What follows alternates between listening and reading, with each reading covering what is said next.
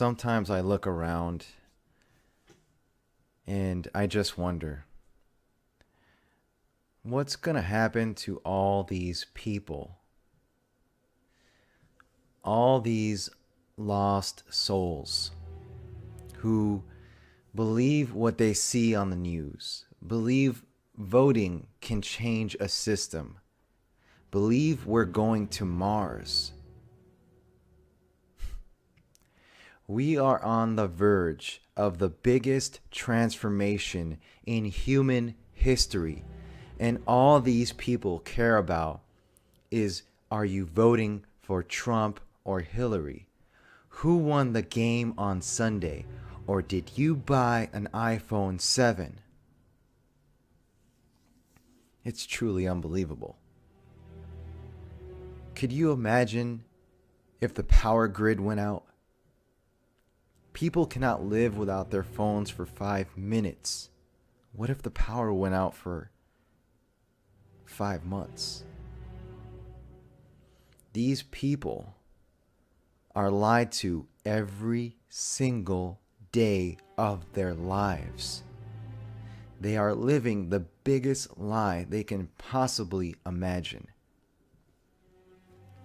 They are not going to know what hit them when this world crumbles. And it will. They will wake up all right, but it'll be too late. I'm sure many of you feel the same, but sometimes I wish I never thought for myself. Sometimes I wish I never looked into things, questioned the system, questioned reality, because it's just so overwhelming sometimes. This world is so sick. Everything is backwards, rigged, corrupt, fake, beyond comprehension. We live in such a synthetic reality. Everything about this world is fake. Fake food, fake political system, fake religious system, fake medical system, fake money, fake skies. It's unreal.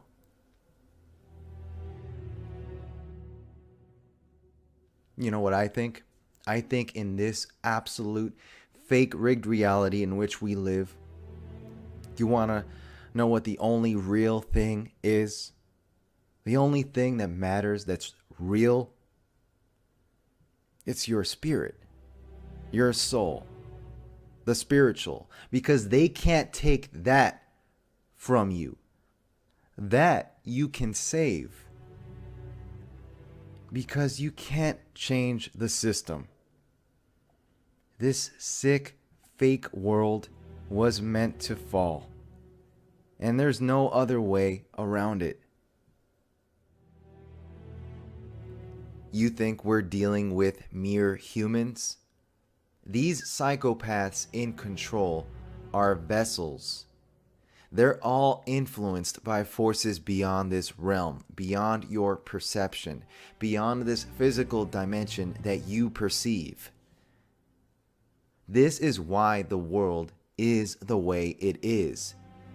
This is how they are able to carry out their sick agenda against us all and do the things they are capable of doing. Because understand, this goes beyond the flesh. This is why there is a new world order. After many years on this journey of finding some type of truth in this world, this is what I finally realized. For we wrestle not against flesh and blood, but against principalities, against powers, against the rulers of the darkness of this world, against spiritual wickedness in high places. This is what we are dealing with. This is why the world is the way it is. The way I see it, the sooner you understand this simple truth, the better off you'll be. God bless.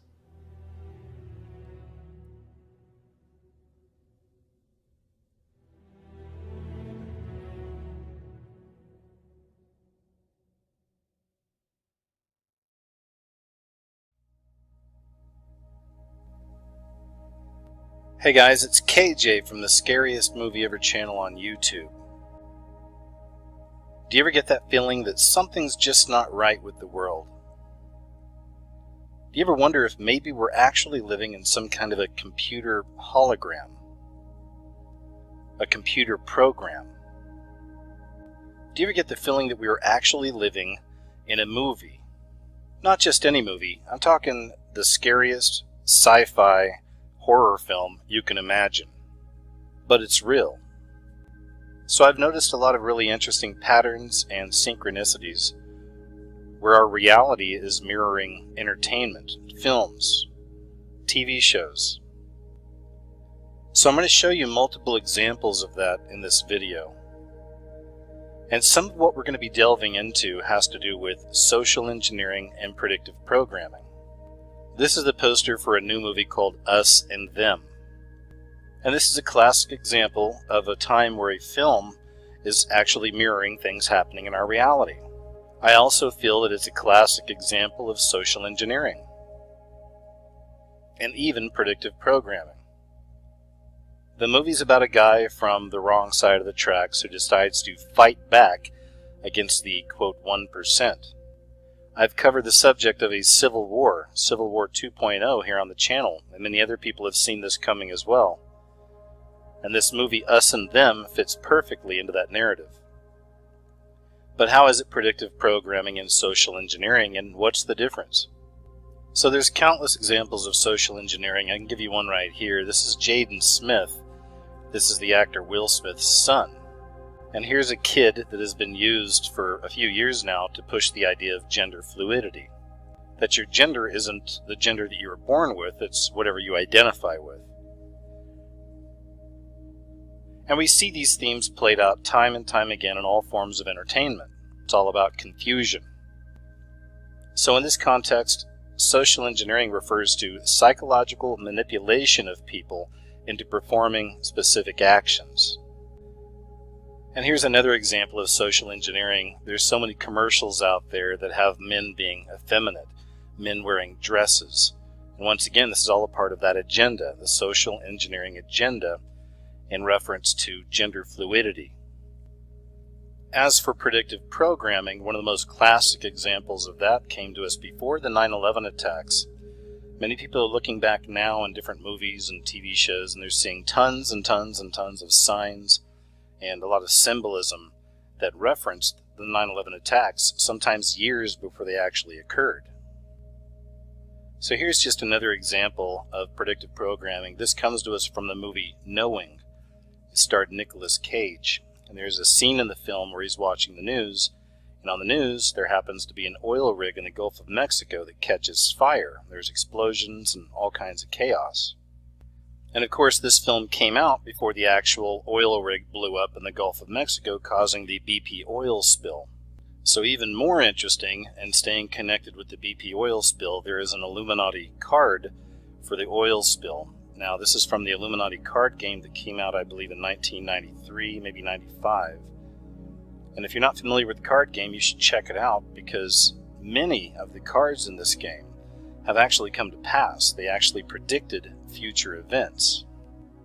So then there's the question, are they actually putting this stuff in place in these different forms of media because they know it's coming, or is all of this stuff coming through spiritually?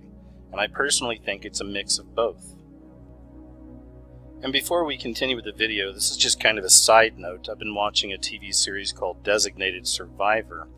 It's very interesting in this one as well. I'm wondering if this is predictive programming. The whole idea is about a guy that was neither right nor left. He kind of fell somewhere in the middle. He wasn't really a big political guy, but he winds up becoming the president of the United States. And just last night they had their newest episode, and this is a spoiler alert unless you're watching the show or not, but somebody actually tried to assassinate the president here. They actually shot him, and so far it looks like he's survived now. So I do find it interesting that the basic premise of the show is mirroring our reality. Because the narrative is that Trump was an outsider to politics, wasn't necessarily right or necessarily left. In many ways he's being portrayed as a man of the people, or a populist leader, just like the president from Designated Survivor. And of course we see that narrative playing out constantly in our media nowadays as well, ever since Trump was elected, and even before he was elected. It seems like there's stories every other day about people talking about assassinating him. So yes, a lot of this so-called entertainment does not have your best interest at heart. Typically it's trying to program you. This is why they call it programs. You're going to watch your program on TV. We are being programmed by a lot of this media. Dividing of the races. Also, now we have a lot of the movies and TV shows coming out that are pushing the social justice warrior narrative. They are compartmentalizing us. They want to separate us all into small little groups and then have us all turn on each other. So we've seen plenty of programming with this idea of the rich versus the poor, us versus them.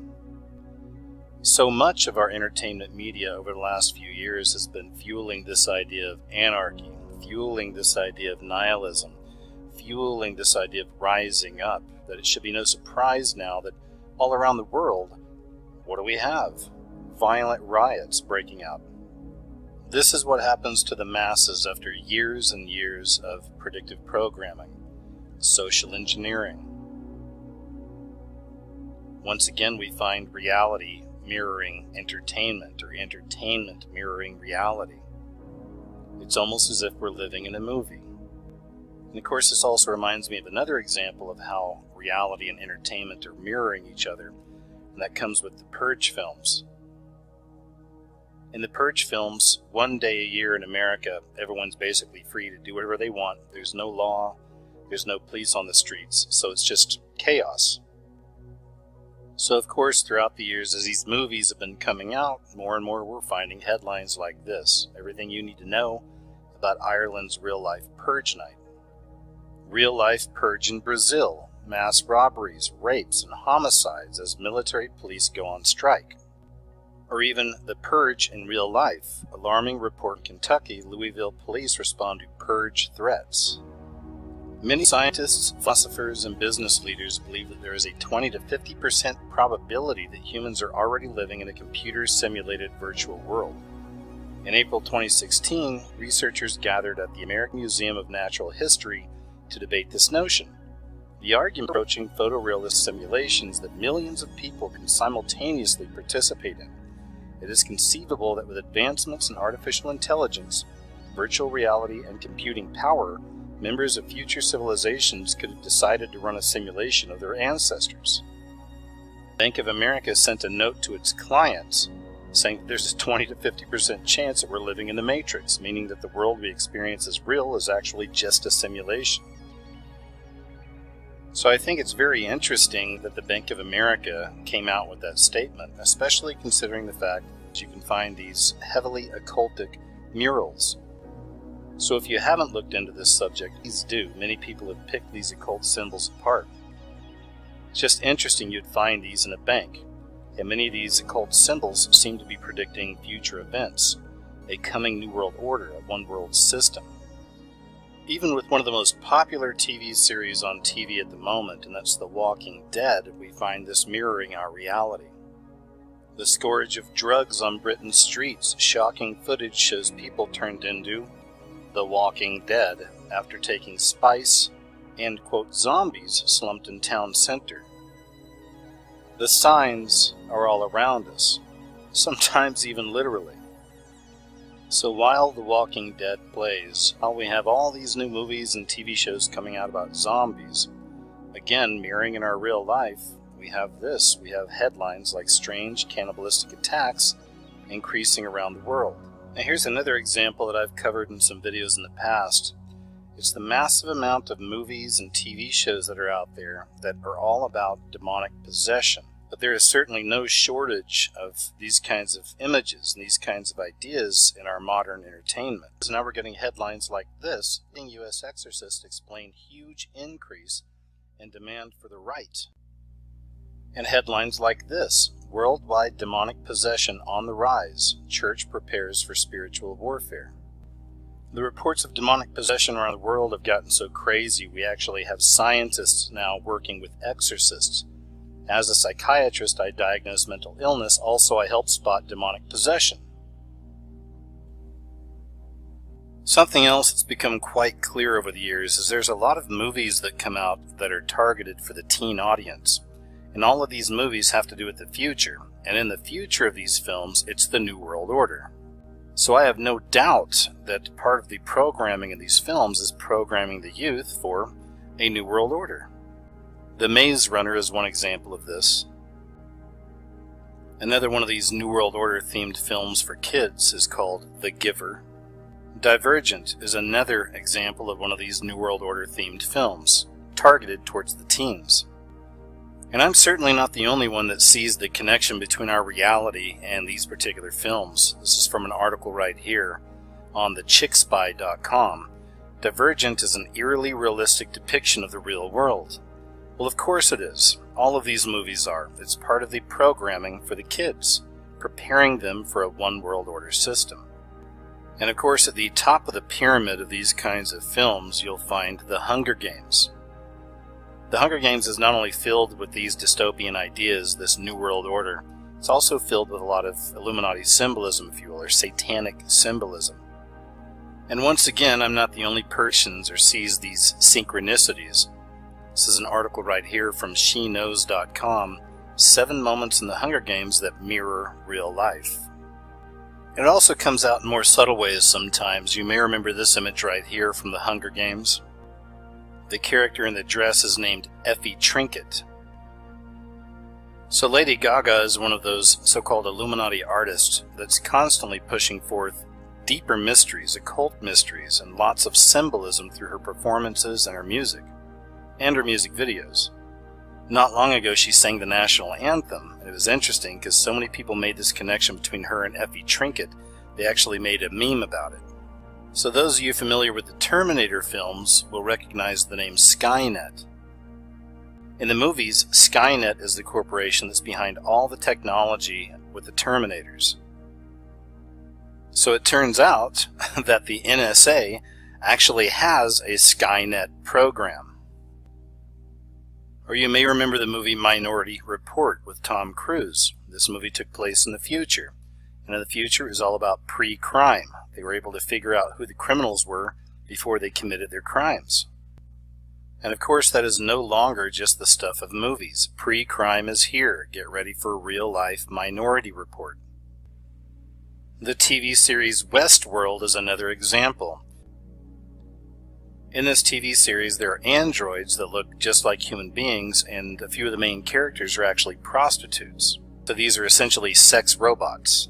And of course, once again, this is mirroring reality. Meet Harmony, the first sex robot to offer an emotional connection with her human lover, and she's on sale very soon.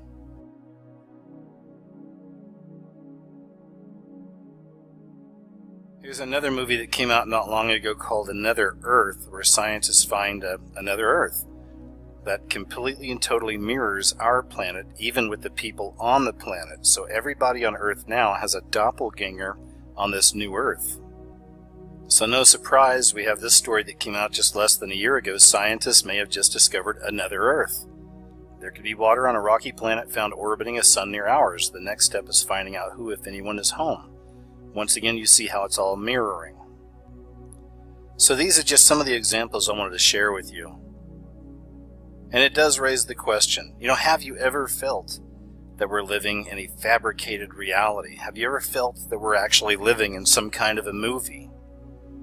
Predictive programming, social engineering, even spiritual synchronicities, it's all there. When we look around at our world and when we compare it to a lot of the entertainment that we're fed and we're programmed with over so many years, it's not hard to see the connections there. So I'll leave you with that, and I want to thank you once again for watching the video. Until next time, take care of yourselves out there, and I'll talk to you real soon.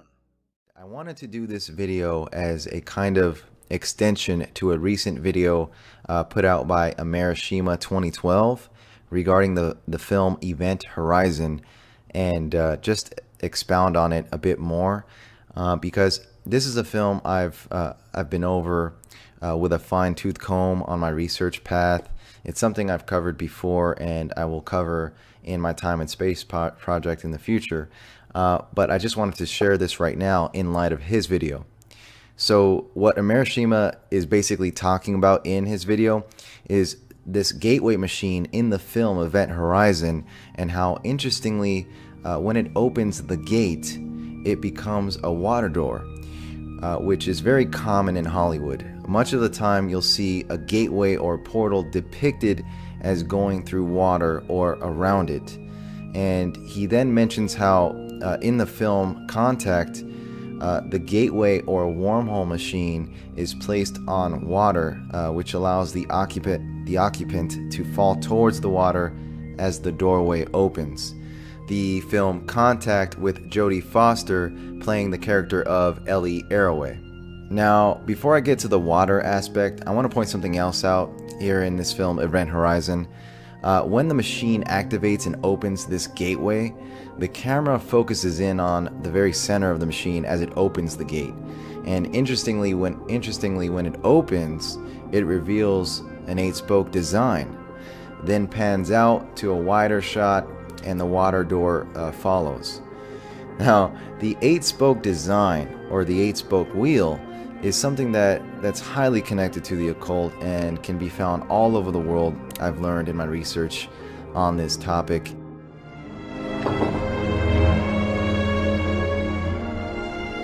What is that? It's a wheel.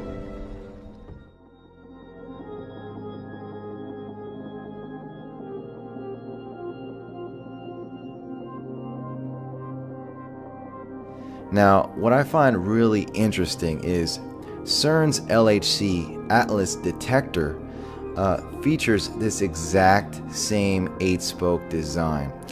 And of course, the 8 spokes on the Atlas detector being 8 superconducting magnets, which I find quite fascinating to say the least. But more on the 8-spoke wheel connection in the near future, but for now let's move on. I want to talk about entering a reality through water. And entering a reality through water, this concept, it's extremely prevalent in Hollywood, as I mentioned, but this concept is highly understood in the occult world and ancient cultures going back. Now, water, just like mirrors, are thought to be a gateway for spirits. Water and mirrors are both believed to be connected to the spirit world. In the paranormal world, it's widely believed spirits or demons can utilize mirrors as a doorway and portal between worlds. So a two-way portal or a two-way gate. You know, some quick movie references are the movie Constantine with Keanu Reeves. As it's explained by Reeves' character Constantine, water acts as a type of lubricant to facilitate the transition into the dimension of hell, and can traverse dimensions into the afterlife if you are submerged or at least partially in contact with water.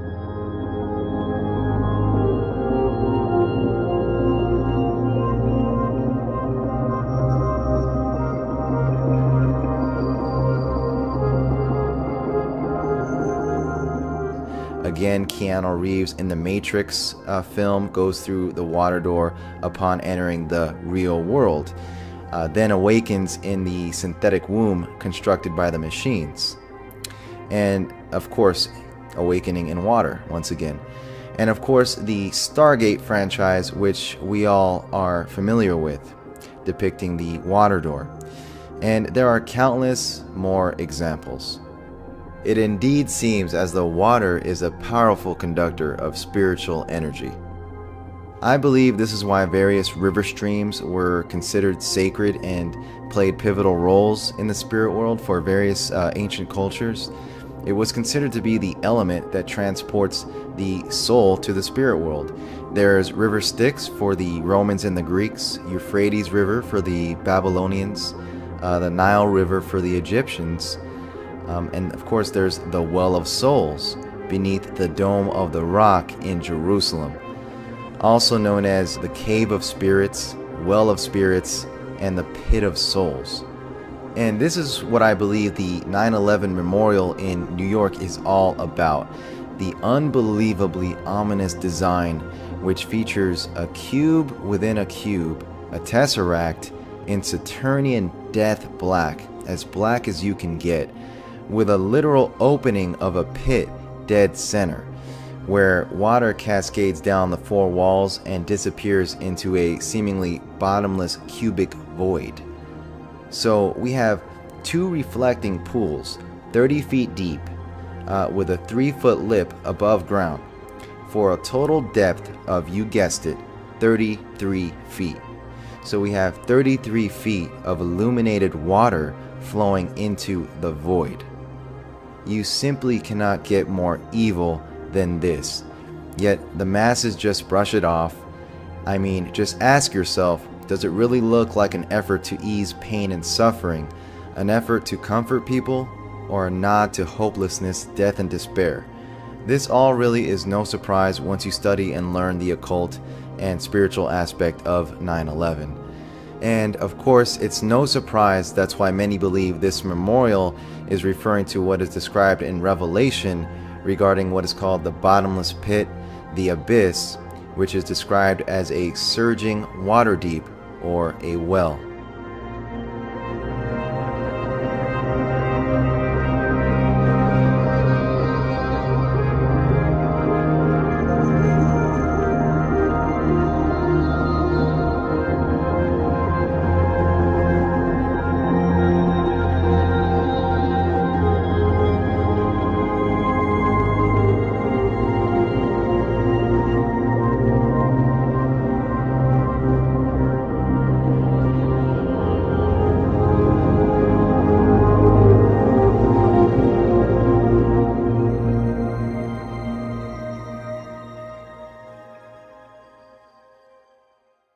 Hawking is calling for the world government to stop the robot apocalypse.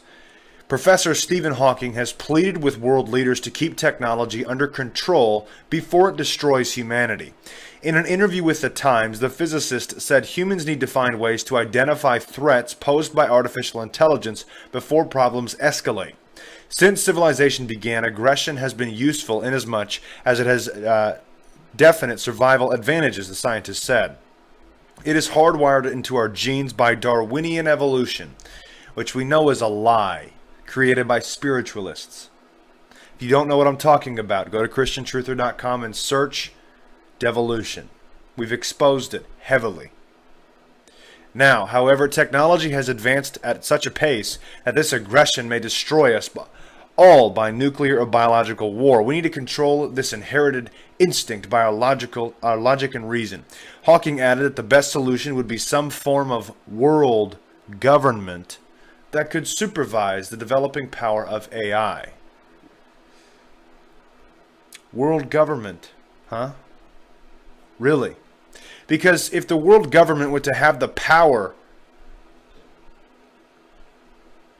a centralized power with AI, what in the world could take place? Totalitarian control. And it would be catastrophic. But this supposed genius, Stephen Hawking, is suggesting we need a world government to control it. NASA's daring $8 billion plan to finally find extraterrestrial life. You got it. A congressman, a billionaire movie director, and an unparalleled mission of discovery. I want to point out one word. 2 words, sorry. Deep in the solar system, a darkness has spread over the grim, airless field of ice that threatens to swallow us. Night has come to the nightmare glacier. But then we see the shiny spacecraft with its 4 gangy legs, extending outward to find purchase on the jagged ice. Within, scientific instruments begin to blink on, one by one. Soon they will start sniffing for any hint of life on this most alien and mysterious of worlds in the solar system, the Jovian moon of Europa. Through the HoloLens each of us wears, we watch the simulation of what might happen about 15 years from now on the icy, forbidding moon. The otherworldly illusion is shattered when a voice booms out. It's John Culberson, a conservative Republican politician from Texas.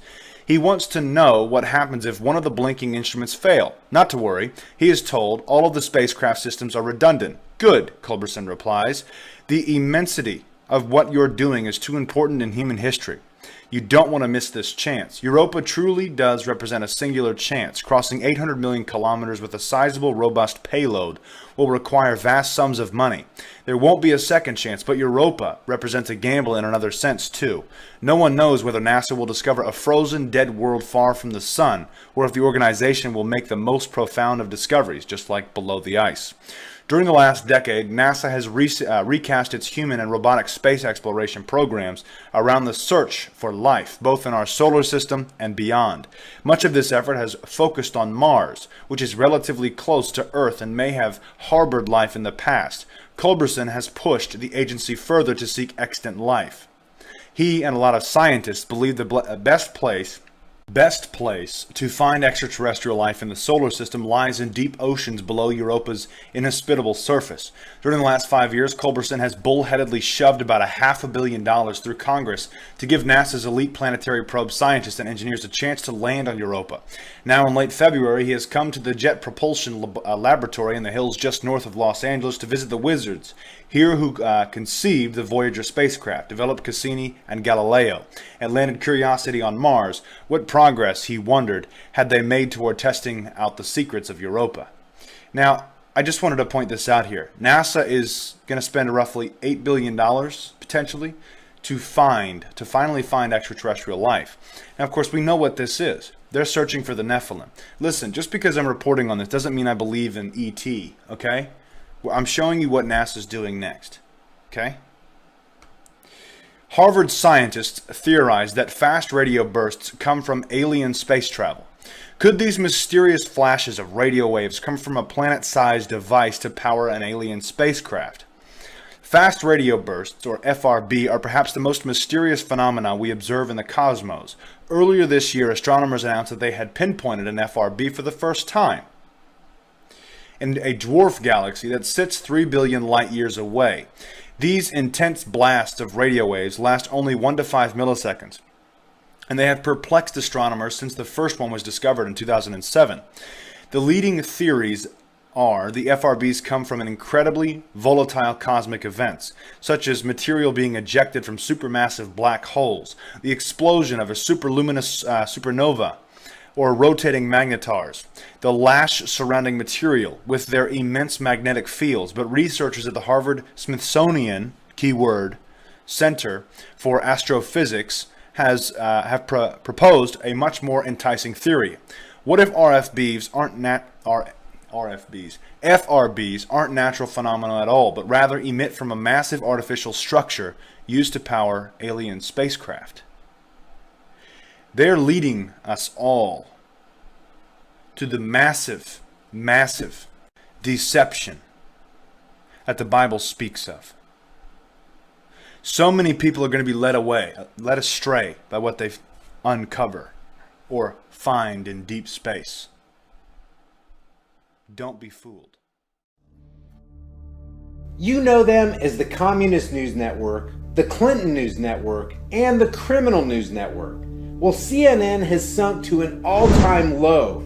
They can now be rightly called the Cannibal News Network.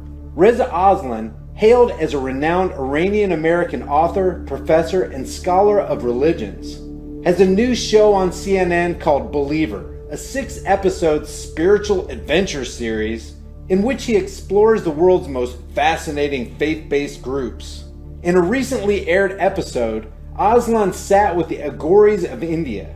The small sect worships Shiva, the Hindu god of destruction, and according to CNN, have been known to eat feces, drink out of human skulls, eat human flesh, and smear themselves with the ashes of corpses. So here's Aslan sitting around with these supposed cannibals as he lets them rub what they say are the ashes of cremated humans on his face. Then the Aghoris version of Charles Manson places a necklace of what looks like human teeth and gums around Aslan's head. Later, this Aghori dude threatens to cut Aslan's head off. That is, if you can believe what the CNN subtitles are telling you. The bottom line is that some sick Hollywood producer somewhere thought it would be a good idea to show a CNN reporter eating the brains of a human being. Now this could all be a publicity stunt, and it could be that Reza didn't eat anything. From what I can tell in the video, you can't even see anything going into his mouth. but by his own testimony, he did eat a piece of a human brain. He wrote in his Facebook post, "Want to know what a dead guy's brain tastes like? Charcoal. It was burnt to a crisp. #believer." Now guys, you've heard people joking about brain dead liberal zombies. Well, now we've got brain dead, and in true zombie fashion, brain eating liberal zombies. And the zombie is this paid representative for CNN who's eating human beings as they desperately seek to improve their failing ratings. Now on Reza's Facebook page, while some checked out liberal lame brains, no pun intended, applaud Reza for his immoral culinary snack, I spotted a couple noteworthy non-liberal comments. This lady says, "Sorry, but they made a cannibal out of you." Luigi here says, "You are truly a walking sociopathic entity. Mom and Dad must be very proud of you. Congratulations." Ian says, "You are a sick degenerate." Now, if you want to leave Reza a comment, I'll leave his Facebook link in the description below. Maybe you'll want to give him a piece of your mind. But then again, that might not be a good idea. Artificial human life could soon be grown in a lab after embryo breakthrough. March 2nd. Artificial human life could soon be grown from scratch in the lab after scientists successfully created a mammal embryo using only stem cells. Cambridge University mixed two kinds of mouse stem cells and placed them on a 3D scaffold. After 4 days of growth in a tank of chemicals designed to mimic conditions inside the womb, the cells formed the structure of a living mouse embryo.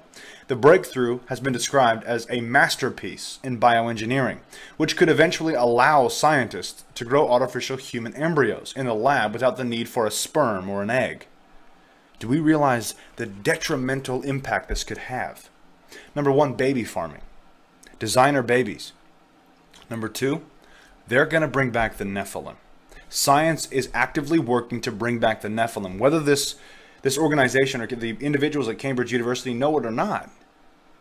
The special interests will use this technology, biotechnology, to create or to recreate the Nephilim.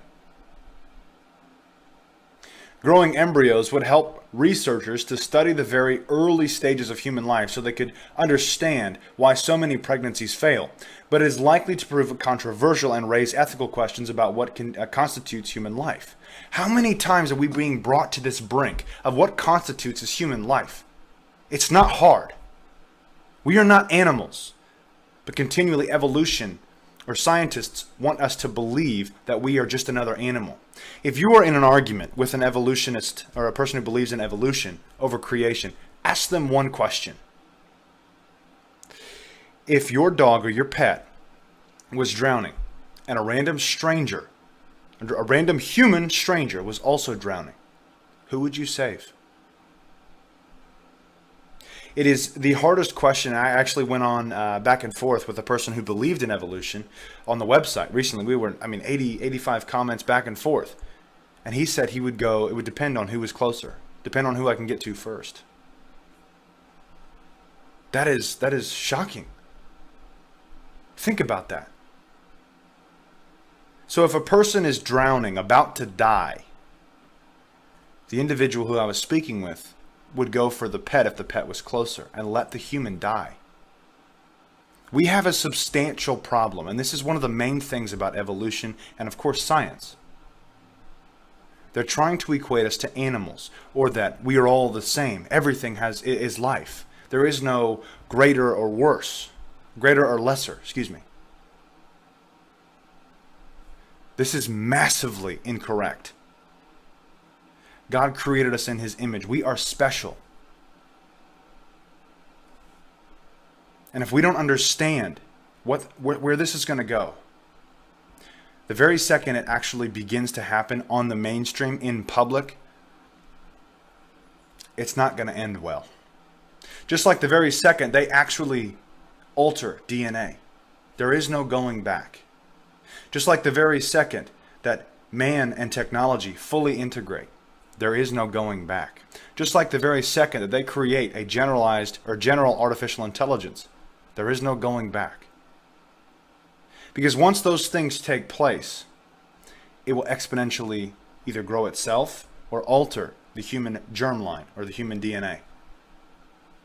And if that hybrid or that lab-grown human, can't call it a human, it was grown in a lab.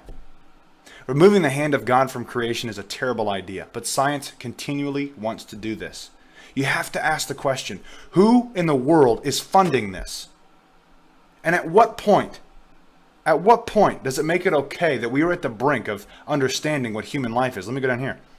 What constitutes as human life? It's the simplest question. But science makes everything complicated. We also have chimeras being grown. Animal and human hybrids. Once it's fully done, there is really no going back. Once germlines or DNA gets altered, things are radically going to spin out of control. And it's all by design. WikiLeaks released what it claims to be the largest ever release of confidential documents on the CIA. This dump comes on the heels of a preview that the Free Thought Project reported on last month, in which WikiLeaks released documents showing the CIA's role in interfering with the French elections. This dump, however, is the apparent mother lode which the Transparency Organization allegedly obtained from the CIA's Center for Cyber Intelligence in Langley. It involves a massive cache of data ranging from the years 2013 to 2016. Inside this data, according to WikiLeaks, are the tools the CIA has been using for years to wreak digital havoc on the world. According to the release, recently the CIA lost control of the majority of its hacking arsenal, including malware, viruses, trojans, weaponized zero-day exploits, malware remote control systems, and associated documentation. This extraordinary collection, which amounts to more than several 100 million lines of code, gives its possessor the entire hacking capacity of the CIA. The archive appears to have been circulated among former US government hackers and contractors in an unauthorized manner, one of whom has provided WikiLeaks with portions of the archive. WikiLeaks notes that this is only the first part of a series they're calling Year Zero, which is comprised of 8,761 documents and files from an isolated high-security network situated inside the CIA's Center for Cyber Intelligence in Langley, Virginia. Year Zero, according to WikiLeaks, introduces the scope and direction of the CIA's global covert hacking program, its malware arsenal, and dozens of zero-day weaponized exploits against a wide range of US and European company products, including Apple's iPhone, Google's Android, and Microsoft's Windows, and even Samsung TVs, which are turned into covert microphones. This leak exposes the massive hacking powerhouse the CIA has become in the last decade, surpassing even that of the NSA. Since 2001, the CIA has gained political and budgetary preeminence over the US National Security Agency. The CIA found itself building not just its now famous drone fleet, but a very different type of covert, global spanning force, its own substantial fleet of hackers. The agency's hacking division freed it from having to disclose its often controversial operations to the NSA, its primary bureaucratic rival, in order to draw on the NSA's hacking capacities. What's also notable about this leak is the fact that it reveals another Snowden-type whistleblower within the massive spying apparatus. This time, however, knowing how the US treats whistleblowers, the source has chosen to remain anonymous. In a statement to WikiLeaks, quote, "The source details policy questions that they say urgently need to be debated in public, including whether the CIA's hacking capabilities exceed its mandated powers and the problem of public oversight of the agency. The source wishes to initiate a public debate about the security, creation, use, proliferation, and democratic control of cyber weapons. Cyber weapons pose a massive threat to the entire world's infrastructure, as they can be used by anyone from rival states, cyber mafias, and even teenage hackers. According to Julian Assange, there is an extreme proliferation risk in the development of cyber weapons. Comparisons can be drawn between the uncontrolled proliferation of such weapons, which results from the inability to contain them combined with their high market value and the global arms trade. But the significance of Year Zero goes well beyond the choice between cyber war and cyber peace. The disclosure is also exceptional from a political, legal, and forensic perspective. Noting the several implications of releasing these hacking tools publicly, WikiLeaks will avoid distributing the armed version of the cyber weapons, quote, until a consensus emerges on the technical and political nature of the CIA's program and how such weapons should be analyzed, disarmed, and published.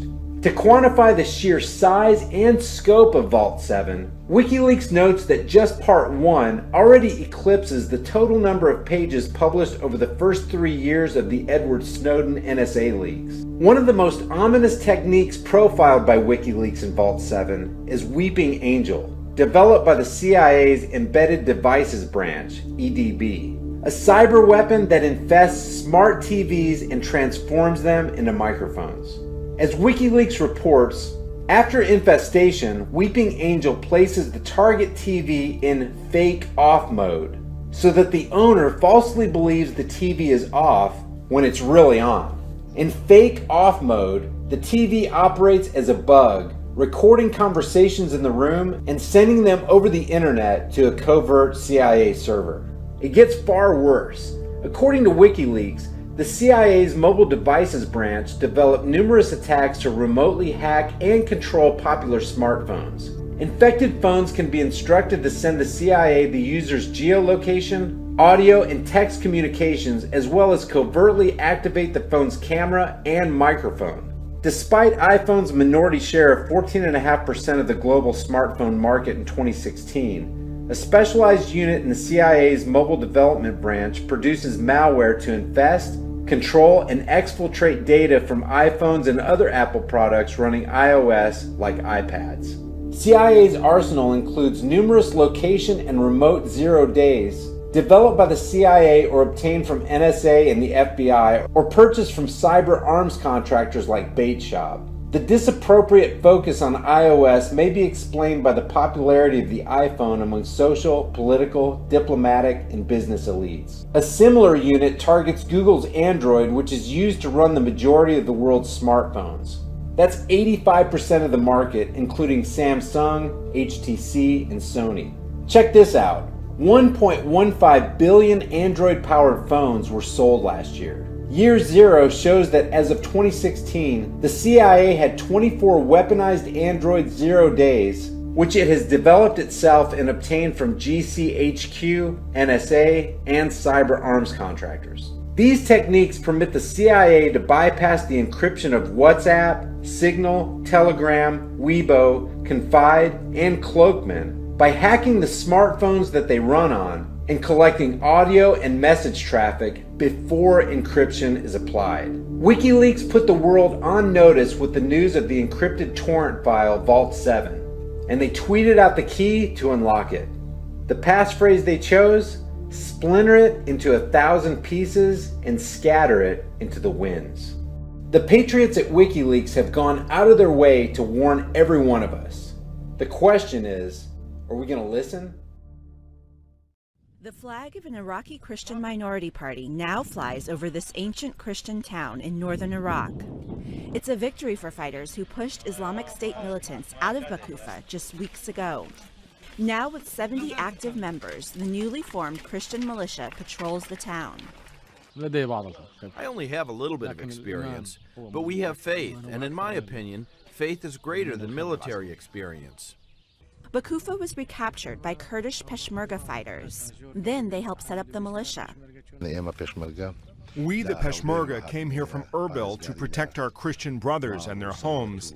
There was constant cooperation and assistance from both sides. The predominantly Christian village was one of many in the area overrun by Islamic militants this summer, forcing residents to flee. The Christian force has a lot of local support, but with few weapons at its disposal, volunteers are having to wait their turn to serve. The Christian fighters hoping to keep Bakufa secure long enough for families to return. Padmananda Rama, The Associated Press. Now, Joint Viking is a military drill that's going to bring training to the Arctic Circle. Why in the world are they training at the Arctic Circle? Norway, B Troop 1st Squadron, 91st Cavalry Regiment, 173rd Airborne Brigade forward deployed to Norway to participate in Exercise Joint Viking, an exercise which brings together reconnaissance, infantry, armor, and artillery assets for a NATO joint and combined arms exercise, stimulating high-intensity warfare in challenging Arctic conditions. For the past several weeks, paratroopers of B Troop 1-91 CAV have conducted partnered classroom and cold weather environment training alongside soldiers of Norway's Northern Brigade, receiving instruction on a variety of skills critically important to conducting operations north of the Arctic Circle. The importance of Joint Viking is twofold, said Captain Thomas Hunes, commander of B Troop 191 CAV. Expanding our capability to fight in Arctic or cold weather environments is extremely valuable. At the same time, as a U.S. Army Europe-based unit, we have great opportunity to train and interface with NATO allies. Exercise Joint Viking takes place over an exceptionally large geographic area, with a maneuver area covering more than 200 square kilometers of forested and mountainous terrain.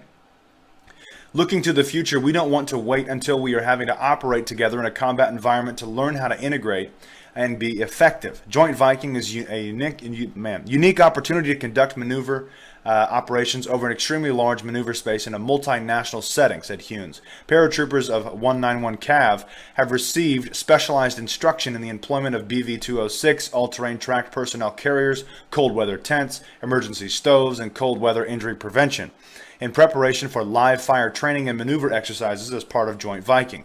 Further, B Troop has taken advantage of opportunities to train in winter search and rescue. Paratroopers of 191 CAV participated in practical exercises covering methods of conducting area searches for victims of avalanche events, learned to identify areas with high risk of avalanche, gained additional experience utilizing emergency personnel locator beacons in search operations, and refined methods for conducting area searches in the aftermath of an avalanche. Why in the world is the U.S. Army training above the Arctic Circle? What's going on there? And why in the world do we have world leaders visiting basically the South Pole or the Antarctic? Of course, the Arctic Circle is up north. Why are they training there? What is the interest? Geopolitically, of course, there's a lot of oil and resources to be gained. But there's more to it than that, and we of course know that.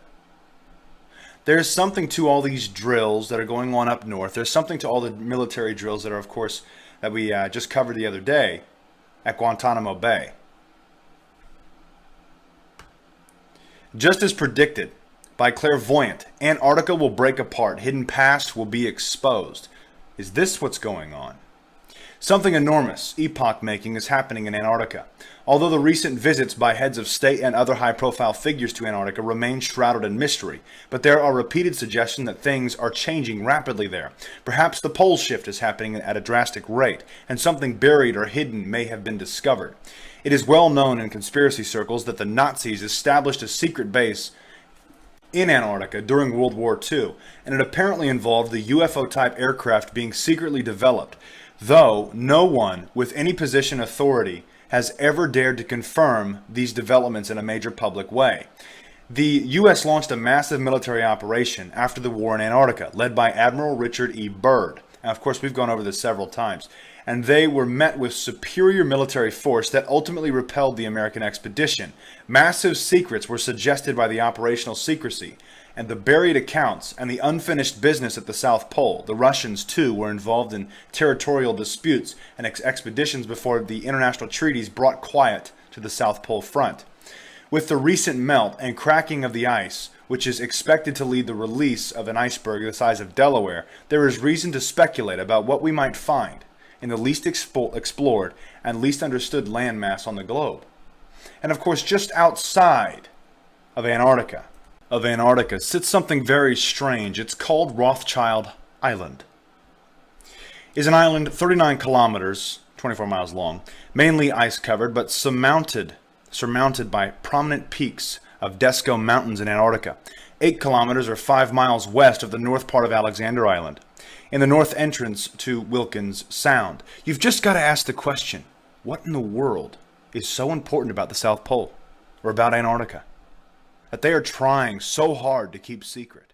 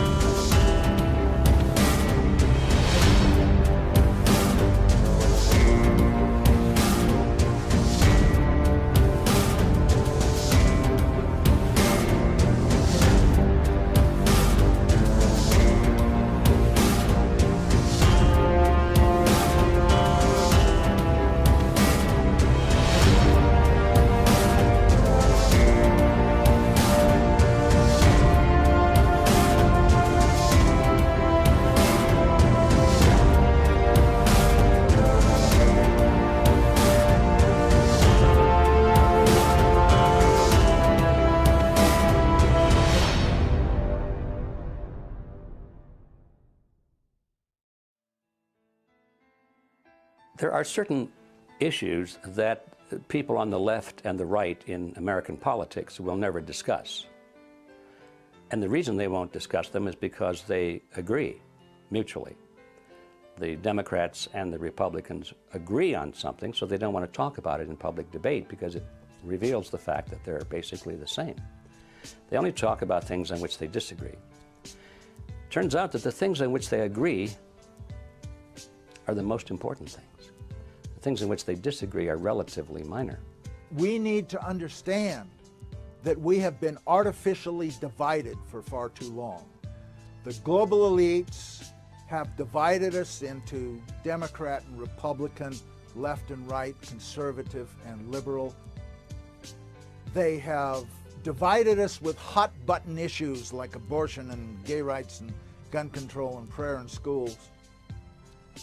And by doing so, they have given us, the electorate, the illusion that we have a choice, when in reality, both the Republican and Democratic parties are owned by the same global elites. And on issues that matter to those global elites, they act as one. By the time you go to the polls and you put your pencil mark on the paper or punch the lever, whatever you do, the decisions are already made. The candidates have already been selected. And the work goes on there, is who selects the candidates that the people vote for? Who frames the issues that the people vote for? Voting is nothing. It's all done before that stage. This left-right paradigm is a political ploy. It works very well for those who know what they're doing. We find that the Republican Party and the Democrat Party both are pretty much in the hands of a relatively small group of people with a membership of about 4,000. It's called the Council on Foreign Relations. These are the people that are really pulling the strings in both the Republican and the Democrat Party. We get a lot of advice from the council, so this will mean I won't have as far to go to be told what we should be doing and how we should think about the future. People like Hillary Clinton know, even at that elevated position, Hillary Clinton, you'd say, was one of the big movers and shakers. Compared to the Council on Foreign Relations, she's not. She's a small fish. And she knows that she's got to get the approval of the CFR. I had a friend, Nick Rockefeller, okay, who was one of the Rockefeller family. The ultimate goal that these people have in mind is to create a one-world government. And this is given me straight from Rockefeller himself. This is what they want to accomplish. Not just any world government, but a world government based on the model of collectivism. In other words, big, powerful, centralized world government.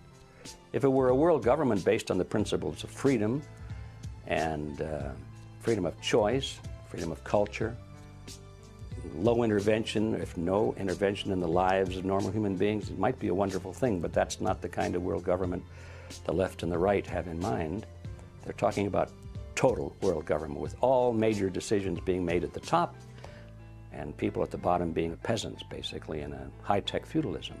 In a brief video introduced by the United Nations Secretary General Boutros Boutros-Ghali and containing some exceptional footage, the connection between the United Nations, New York City, and the Rockefeller Foundation is clearly drawn. The future of this country and the lives of our children and our children's children are interwoven with the success of the United Nations. In it lies the hope of the people of the world. My father considers it a privilege to have had a part in the development of its permanent home. I'm glad to hand you, Mr. Lee, my father's check. Thank you, Mr. Rockefeller. For every single department of government you have on a federal, local, county, state, provincial level, the United Nations had an equivalent department to deal with everything. It was already set up, in fact, to be global government. H.G. Wells said at the League of Nations, which was the embryo for the United Nations, he said, this is the nucleus of the world governments, when eventually all laws will come from there, be passed and signed into law by treaty of all the member countries. Eventually, we won't even have to go through the farce, and that's what it is, of voting in parties or candidates, because in the latter part of the 20th century and now into the 21st century, we're being trained, rather obviously, to simply accept rule by experts, rule by scientists, rule by professionals, and that's what they mean when they call governance. 2009 is also the first year of global governance, with the establishment of the G20 in the middle of the financial crisis. The climate conference in Copenhagen is another step towards the global management of our planet. By order of the City Minister of Chief Police, I hereby declare this to be an unlawful assembly. If people would just engage a few more brain cells, open the eyes and look, they will see the scale of fascism, no other word for it, that we are being subjected to today. I remember we had an FBI consultant on the picture telling me that they can use your ADT security box microphone to get your stuff that's going on in your house, or OnStar, they could shut your car down. And he told me that 1 in 5 phone calls that you make are recorded and logged. And I laughed at him, and then he played back a phone conversation I'd had 2 years prior to joining the picture, the FBI consultant. And it was like one of those phone calls, it was like, you know, what are you wearing type of things. Really? Yeah, so it was mad weird. Wait, so you mean they had a record of you from 2 years prior to me joining the picture. Even being associated with the movie? With the movie. Well, that seems creepy. It's extremely creepy. Tim, is there any way, now obviously it was a voicemail, they could try to get the phone companies to give that up at this point, but if it's not a voicemail, it's just a conversation. There's no way they actually can find out what happened, right? Unless she tells them. No, there is a way. We certainly have ways in national security investigations to find out exactly what was said in that conversation. It's not necessarily something that the FBI is going to want to present in court, but it may help lead the investigation and or lead the questioning of her. So somewhere we can it's being find digitized, or they can actually get that. Because people were saying, look, that wouldn't be possible. It's pretty incredible what you're saying. No, welcome to America. All of that stuff is being captured as we speak, whether we know it or like it or not. Note to self, as Deb Farrick just said here, yeah. First up tonight in the news, yes, the re-education camps do apply to American citizens. I understand this is shocking, but the time for denial is over. Yesterday, of course, we covered the leaked U.S. Army document that outlines the plan for re-education camps in America. I can't believe it either, but yes, they do use the word re-education, and they repeatedly refer to operations inside U.S. territory. Paul Watson has highlighted all the quotes about how the psychological operations officers are going to be brainwashing people in the camps, determining who needs to be indoctrinated, and on, all part of this Department of Defense document for internment and resettlement specialists. So it refers to in the document DCs, that's displaced citizens or civilian internees. It talks about things like implementing policies, quote, within U.S. territory. What we have here is the camps we've been sold under the guise of the war on terror now being legitimized for use with American citizens as they pass the National Defense Authorization Act, authorizing the indefinite detention of even American citizens without any due process.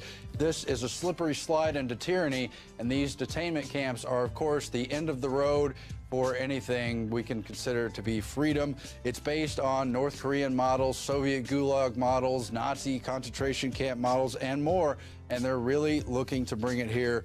I have 2 words for you: predator drones. You will never see it coming. All collectivist systems eventually deteriorate into a police state because it's the only way you can hold it together. My friendship with Nick Rockefeller was one where we expressed ideas to each other and thoughts and philosophies, and he wanted me to become part of what they were doing and for me to become a member of the CFR. And I used to say to him, what's the point of all this? You have all the money in the world you need. You have all the power you need. What's the point? You know, what's the end goal? And he said the end goal is to get everybody chipped, to control the whole society, to have the elite people controlling the world. They talked about Pat running for president, and if he did that, I would be very supportive. But he'd have to shake a label that gets assigned to people like Pat who run for the presidency, and that is that he's a tool of the rich. I personally like that very much.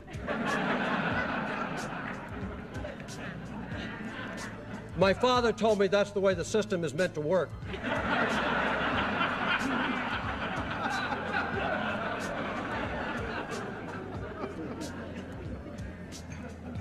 You know, I think Pat's coming quickly. Soon, I think he's going to be in a position for the Trilateral Commission. And if he shows promise beyond that, there's Bilderberg. World control, Pat. Settle for nothing else. At the top of this conspiracy are a handful of ultra-wealthy multi-billionaires in the world. Some of them have been conspiring for more than a century. Their tools are the Council on Foreign Relations, the Bilderbergers, the Trilateral Commission, and they have tools in other countries as well. Now, they've taken over our government, both Republicans and Democrats. There's no difference anymore between the two parties. They control both parties. It doesn't matter to them which one wins, because who's ever running for president will be someone they anoint. And the fact of the matter happens to be that you can't win an election unless you have enough money to win. They make sure who gets the money. And they've even written about it. There's a fellow by the name of Carroll Quigley, and he wrote several books about this group of people and their origins and their roots coming from Europe and England in particular. And he comes to a very interesting point in one of his books where he says, okay, this is the way the real world is. He said, how is it that we collectivists, we elitists, how can we rule the world when at the same time we want to let the average person think that they're living in a, quote, democracy? And he answers the question brilliantly. He said, it's very simple. You've got to have two major political parties, and they'll both have the same major goals, the same basic fundamental principles, and they'll argue with each other on the surface with slogans and leadership and style and all of that sort of thing. He said, but we will control them both. There's the strategy. There's the whole scam behind this left-right paradigm. When you understand this history and this reality, you look at it and you say, well, yes, we've got a left wing and a right wing, but they're just opposite wings of the same ugly bird. And we have our cheerleaders, you know, the news commentators and the talk show hosts on the left and on the right, and they frame the debate. They won't let the American people debate the real issues. They won't let them even think about the real issues, which are we going to keep American sovereignty or not?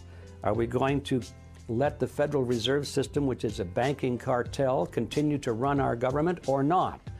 They won't let us talk about those things. Ron Paul, what's your perspective on how the media has been ignoring him and demonizing him? It's fascinating. I must say, the more I listen to and the more I read what Ron Paul has to say, the more fascinated and the more respect I have for this guy, because this guy's got courage.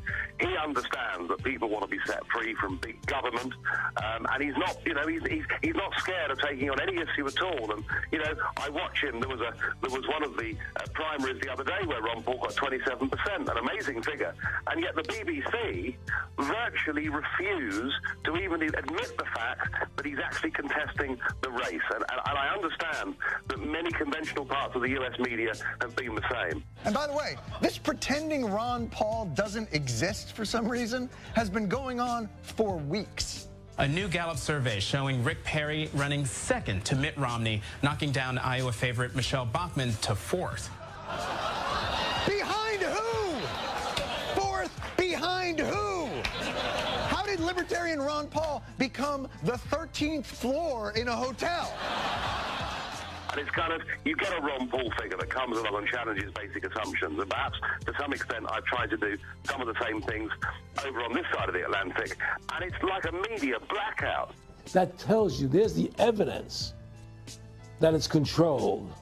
The owners of this country are the voters of this country. You're wrong about that, my friend. Aren't the owners of this country the voters in this country who elected George Bush? No, they're not. Listen, politics, these elections are a charade. It is a charade. Okay. It is, they are meant to, well, I'll tell you, listen, just listen for a minute. Learn a little something. The elections and politicians are in place in order to give Americans the illusion that they have freedom of choice. You don't really have choice in this country. This is not a party issue. This is not a left-right issue. The question is not, should we have big government or little government? The question is, who should government serve? And it should serve the people. And it hasn't been doing it, and it still isn't doing it. And changing from Republican to Democrat or Democrat to Republican is not going to change that. So that's the problem. As long as we depend on the phony wrestlers and depend upon their well-paid cheerleaders in the media to keep us focused on secondary issues, we're never going to get out of this mess.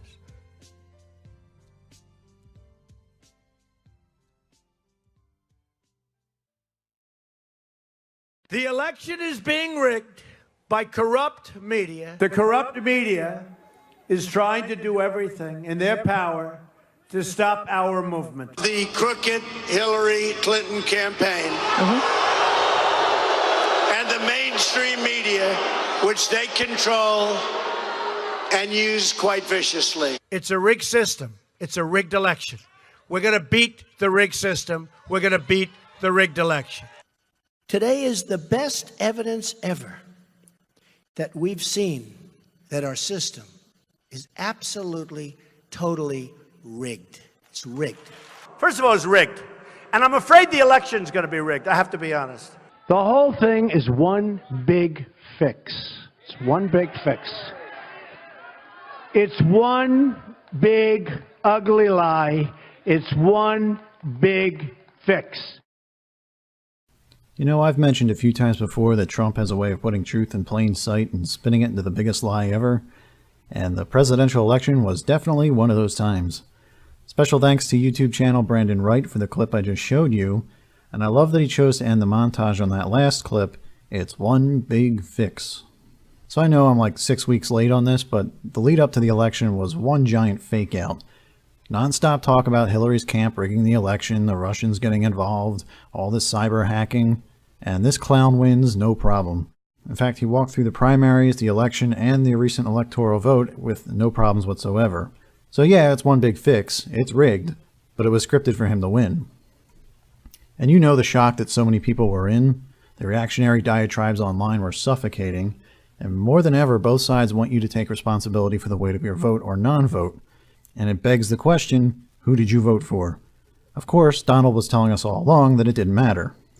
He was telling us that it's one big fix because it's a one-party system. Your vote doesn't count. But it also brings up another point.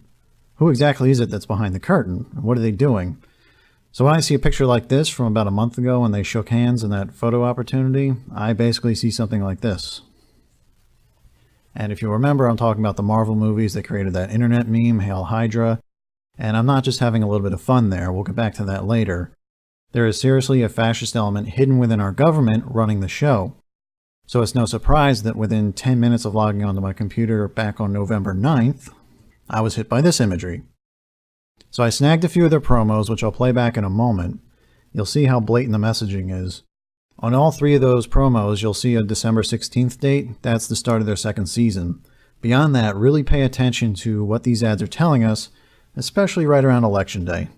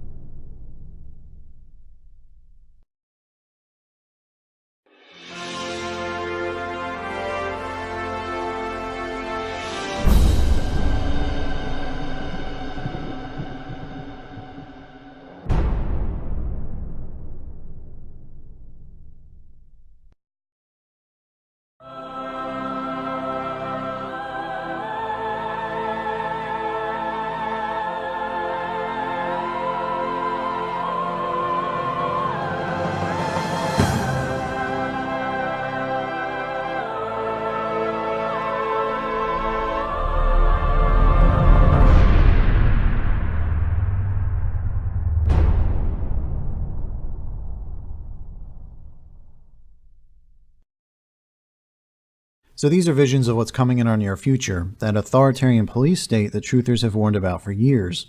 And much of the public is becoming aware of that possibility through Trump's election and his association with the alt-right.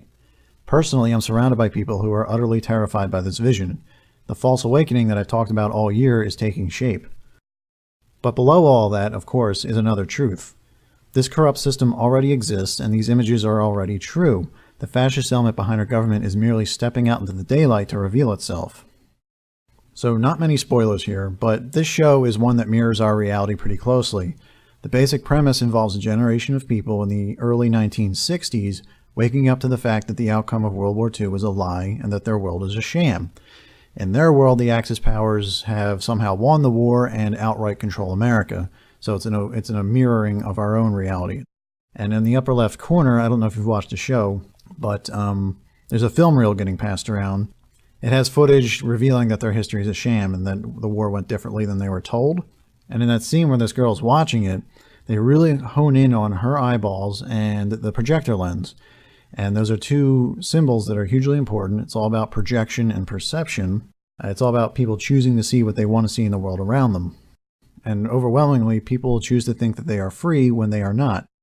So if you go to their Facebook page and scroll through it, it's one piece of truth after another in plain sight. And here's one from July 4th. Freedom is in the eye of the beholder, Independence Day. And you got somebody who's completely distracted by the facade of society, all the symbols, the advertisements, essentially the Matrix. And they also use projection to tell us in our own world what's coming. And you remember last year they wrapped an entire train in all this imagery. Now this one was so blatant they had to take it down. But what I'm saying is all this programming has been building for years, and it preps viewers to become more responsive when the real threat shows up in the future. And like I've pointed out before, Trump is a walking projection. The image of Hitler and Hitler's rise to power has come up time and again in relation to the guy, and not by accident. Whether it's the frightening side, the clear mirroring of history, or the humorous side, we've been surrounded by all these swastikas for a long time, and it's a lot like the 1930s Germany where they fell into an artificial bubble of a reality. And no kidding, all this together is really hypnotic. They've been dangling this right in front of us. And again, here's the dustbin of history-like quality to it. This quote right here, our history is being used to project our future. All right, so here's the thumbnail from that video. I just want to point this out. I was pretty much spot on with this visual. It's from a video that I posted back in March, and it's called Donald Trump, Civil War and Secret Societies, America's House of Cards. And I never predicted that Trump would take the White House, but I was paying attention to all the visuals they were sending to us, and it only made sense that I came up with this thumbnail at the end of the video. House of Trump, upside down flag, signaling distress, and it's about a divided nation. 7.5 months later, this is on our newsstands, House of Horrors, upside down flag, Trump seizes divided states of America. And what they're saying is a house divided cannot stand. And ever since doing that video, I've noticed every Nazi story that's popped up in front of me. So when I started this presentation like a month and a half ago, I went back and found the first news story I could think of, which was this one from late September. And I chose it for its symbolic nature, Nazi time capsule unearthed in Poland, because again, we're digging up the past and raising awareness of a very old and very real threat. And as always, it's not just about Nazis, it's about Hitler's rise to power. He's talking to a disillusioned or disempowered populace that wants to return to greatness. You've seen that story 100 times, how they keep mirroring Trump and Hitler. So is it any wonder that this came up more recently with Time magazine? And I'm not going to add any new thoughts on this one, it just belongs in this presentation, but again, they're back to back, they're mirroring each other, and that's not by accident. And all throughout the campaign, we saw stuff like this so that you wouldn't forget, because it's becoming a very real threat in everyone's minds. Here is Lady Gaga sending mixed signals at a Hillary rally right before the election. So of course, conservatives attacked it, liberals defended it, everyone defends their side of the aisle. Now this one was interesting, this next one. After I saw those advertisements for the man in the high castle, I sat back and was like, just give it 5-10 minutes. I know something else is going to pop up. It's one of those days. 5-10 minutes later, this came up on the screen. So, November 9th, 1938. Today is the 78th anniversary of Kristallnacht, which is kind of a dark joke I would roll my eyes at if I read it in a novel. Again, the lines between fiction and reality are blurring. And Kristallnacht is the night of broken glass, when a bunch of German citizens were incited to go out and smash a bunch of Jewish storefronts. And so is it any wonder that exactly 78 years later to the day, we had similar visions going on in our own backyard? Now, we're not all out there attacking Jews, but it's bringing up that, it's eliciting that same visual that there's an authoritarian power coming out, and it's going to bring out every prejudice that America has right now, setting us against one another. And since the election, a lot of stuff like this has been popping up on my screen. And this is the programming really taking hold on people. So we have this tweet here. Ever wonder what it'd be like to go back in time and help fight Nazis, support civil rights era, resist native genocide? Now's your chance. We got this article right here, white nationalists, alt-right, if you see a Nazi, say Nazi. And she's borrowing from the if you see something, say something campaign. So I scrolled through this article really quick, and of course it didn't take long to see what she was after. Just a snippet. Given the close ties between the alt-right and Trump's cabinet, how's the top story on every front page not some version of neo-Nazis attempting to seize control of American government? Meanwhile, over here, almost in the same day, fighting Nazis is an American tradition. Stop the alt-right. So you can see how people are primed and ready to accept this because they've been seeing it in their entertainment and in their news for, honestly, for years now. So we're going to go to one of those movies right now. And the movie I want to talk about is Captain America: The Winter Soldier. And this is one of those Marvel movies that puts a lot of truth in plain sight, like they all do. But in this movie, the symbol of America, Captain America, finds out that a fascist Nazi element known as Hydra is embedded deep within S.H.I.E.L.D., which is basically the military-industrial complex. So these members of Hydra hide in plain sight and greet each other with the phrase, "Hail Hydra," like I showed you earlier. And you'll remember this is a popular internet meme from a couple of years ago that allowed the sleeping masses to take part in the joke. And that's one of the side effects of putting the truth in plain sight. Done properly, it puts people deeper to sleep. If you try to tell them Nazis or Satanists are embedded deep within our own government right now, they'll just completely laugh at you. They'll remember those memes. It's very easy to make fun of. So this section gets very dense, but I really want to bring up this main point. And it's all about the duality game, where evil latches itself onto something good. And it does that in a fight so that the two get mixed together, and when it's time for evil to take a fall, it pulls something good down with it. And I'm going to make a huge point out of that later. So through compartmentalization, numerous elements of S.H.I.E.L.D. have no idea who's in charge of what, who they're working for at a given time, and all that. Halfway through the movie, Captain America finds a secret military bunker that has yet another secret bunker underneath it. So there's layers upon layers to these organizations. A lot of people don't know who they're really working for. At the bottom, it's discovered that a character named Dr. Zola, who was a scientist for Hydra in World War II, has survived as a computer program. His monologue reveals that Hydra, during World War II, learned that it could not subdue the world with war outright. Humanity always fights back against an overt enemy. Remember that when I talk about the police state and the revolution that's going to be used on us again. We're supposed to fight against this authoritarian state. So Hydra learned that they had to convince the world to give up its freedom gradually, which we know all about. Through Operation Paperclip, Zola was able to come to America, create a parasite organization within S.H.I.E.L.D. Over time, they gradually overtook the joint, sowing seeds of division and chaos throughout the world. This is representative of an internal struggle that apparently happens within our own government, which allowed fascists to get embedded into very high places. More importantly, this is what I really want to get to, they go on to mention that S.H.I.E.L.D. and Hydra are two sides of the same coin that is going out of currency. And to get rid of the evil that is Hydra, both sides have to go. And that's the Hegelian dialectic that we talk about so much. If you look at the Hydra logo, the design hides a couple of 666s in plain sight. And I noticed that if you split the logo down the middle, you'll see that they mirror each other and they oppose one another. And this is evil fighting itself in a controlled battle to advance a larger agenda. So one more movie, James Bond's Spectre, which came out a year later, is pretty much the exact same plot, or at least the exact same premise. In Bond's world, he discovers that there's a secret, shadowy organization that has its tentacles in all forms of government, particularly in the intelligence community. They're getting ready to launch a massive surveillance program to take down all of their enemies and to subdue humanity, and to effectively bring about a new world order. Same thing is happening in Captain America with Project Insight. It's no coincidence then that both of these organizations have just about the same logo. tying into that squid or octopus that the elite love so much. They have their tentacles in almost everything, and they're enveloping the world with it. So this was 2014, this is 2015. In 2013, I don't know if you know this or not, but the NSA and NASA announced that they launched a satellite called Enroll 39. And here's the catchphrase for the logo they came up with: "Nothing is beyond our reach," and it has the squid with its tentacles all over the globe. And it just happened to coincide with the time that Edward Snowden defected and released all that information. And I just want to point out real quick here, this is not how you keep a secret. This is how you make an announcement. So again, this is them coming out in the open and waving hello, saying, "We exist." This is why they're being cartoonishly sinister in their approach here. We know about these surveillance programs and all this other stuff because we're supposed to. So why is it? Why are they putting themselves out in the open? And the concept is called externalization of the hierarchy. And you've heard me say time and again that the system is exposing its own corruption. This is entirely what I'm talking about. I just relabeled this concept. And why they're doing it, spiritually they have to tell us what they're up to, which is all well and good, but they're using it to reach a far greater end. That's what I want to get to. They're going to use it to latch anything that's good about this world to something evil and flush it down the toilet.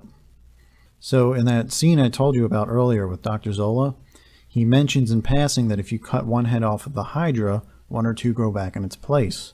He's referring to the ritualistic beheading of the Hydra. And to keep it really short, the elite control both sides of a given conflict to create a predetermined outcome. Usually someone needs to take the fall. Whoever's involved in the fight or knows about it needs to see a bad guy lose the fight. As such, one of the many heads of the Hydra is beheaded so everyone can have closure. And in the Captain America example, it's Hydra losing the fight, pulling S.H.I.E.L.D. down with it. Meanwhile, evil shapeshifts into a new form, replicates the same duality program all over again, advancing numerous agendas. Kudos to whoever came up with this spiral graphic right here. It's exactly what I had pictured in my mind when I went looking for it. So if you got anyone in your life who won't believe in something like that, it just sounds too stupid, it's right out of the movies, it would never happen. A lot of this stuff is public information. I'm not going to go into depth about Operation Paperclip. If they know those movies, tell them to go look up Reinhard Gehlen. He is everything I just talked about. One person surrounded himself with Nazi war criminals, created an entire intelligence apparatus that is still in effect today in Europe. So I want to end on this point, which is that most truthers out there seem to think that the fascist police state will be the new world order, when in fact it's a means to an end. If you've been awake for even 6 months, you know the basic premise of the revolution. The global elite are losing control and they don't like it, and the more truth that comes out about them, the more they'll need to clamp down on our rights and subdue us by force, taking us into global war and financial collapse. That's this section over here. The call for revolution is telling us that if we rise up and fight them, we can stop them. But if you look at their murals at the Denver International Airport, you can see that they know all about this awakening. They want it to happen. And you can see war personified coming in and slicing through society, killing peace, and later on, the world has conquered it and united under the banner of peace. So keeping it really simple, we're going to be put through a really dark phase. Having lost control, evil will come right out in the open and bear its fangs at humanity. They are forcing themselves out in the open where corruption can be seen. Now, keep in mind the union of opposites, where every truth gets paired with a lie and everything good is paired with something evil. The bigger and darker they go, the more truth they can misrepresent in the worst way possible. And this is why they're externalizing an overtly corrupt hierarchy. It has served its purpose and it needs to auto-destruct to bring in the new age. Like I said earlier, people need someone to resist and they need to see the bad guys take a dive. By the time that happens, they'll take down our current society with them and everything that was good about it. This is ritually beheading the Hydra. And it's all meant to prep survivors to accept peace at any cost and to bring about a false spiritual awakening. Will it be this simple? No. On the surface, it'll be chaotic and fragmented as possible. But you can see how we're being pitted against one another in this fight. Many people on the right think they're resisting the globalist agenda, and many people on the left think they're about to resist a fascist regime, at least here in America. Unfortunately, both sides are controlled by the same invisible powers. And this is why a very potent question is resurfacing. Which side of history will you choose to be on? It's what you call a loaded question. We're frequently told to take sides in every argument because whichever side you're on, the establishment has you in their narrative. That's the duality trap playing out endlessly. The only true fight is whether or not you stand with Jesus Christ, Yeshua, and stay true to the Scripture. Now, I personally believe Jesus will be misrepresented in the worst way possible during this time. That's why he warned us that all nations will eventually hate us for his namesake by the end. And I point you to Matthew chapter 24, verses 9 through 11 for that. And I have more thoughts on this, but they're going to have to wait for another time.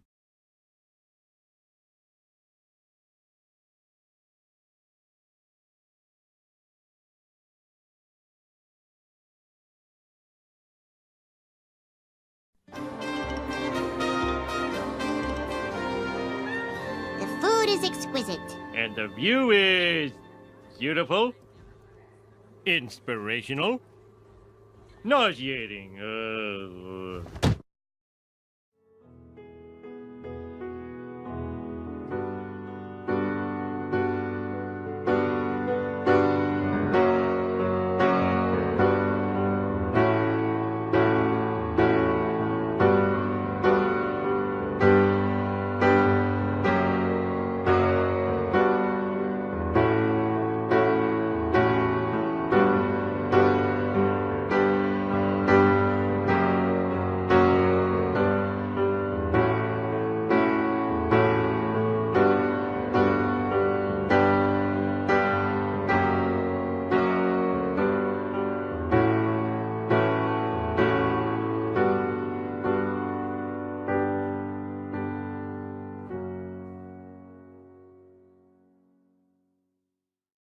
There is absolutely no doubt that Donald Trump is supported, owned, and operated by the Zionist Jew power structure.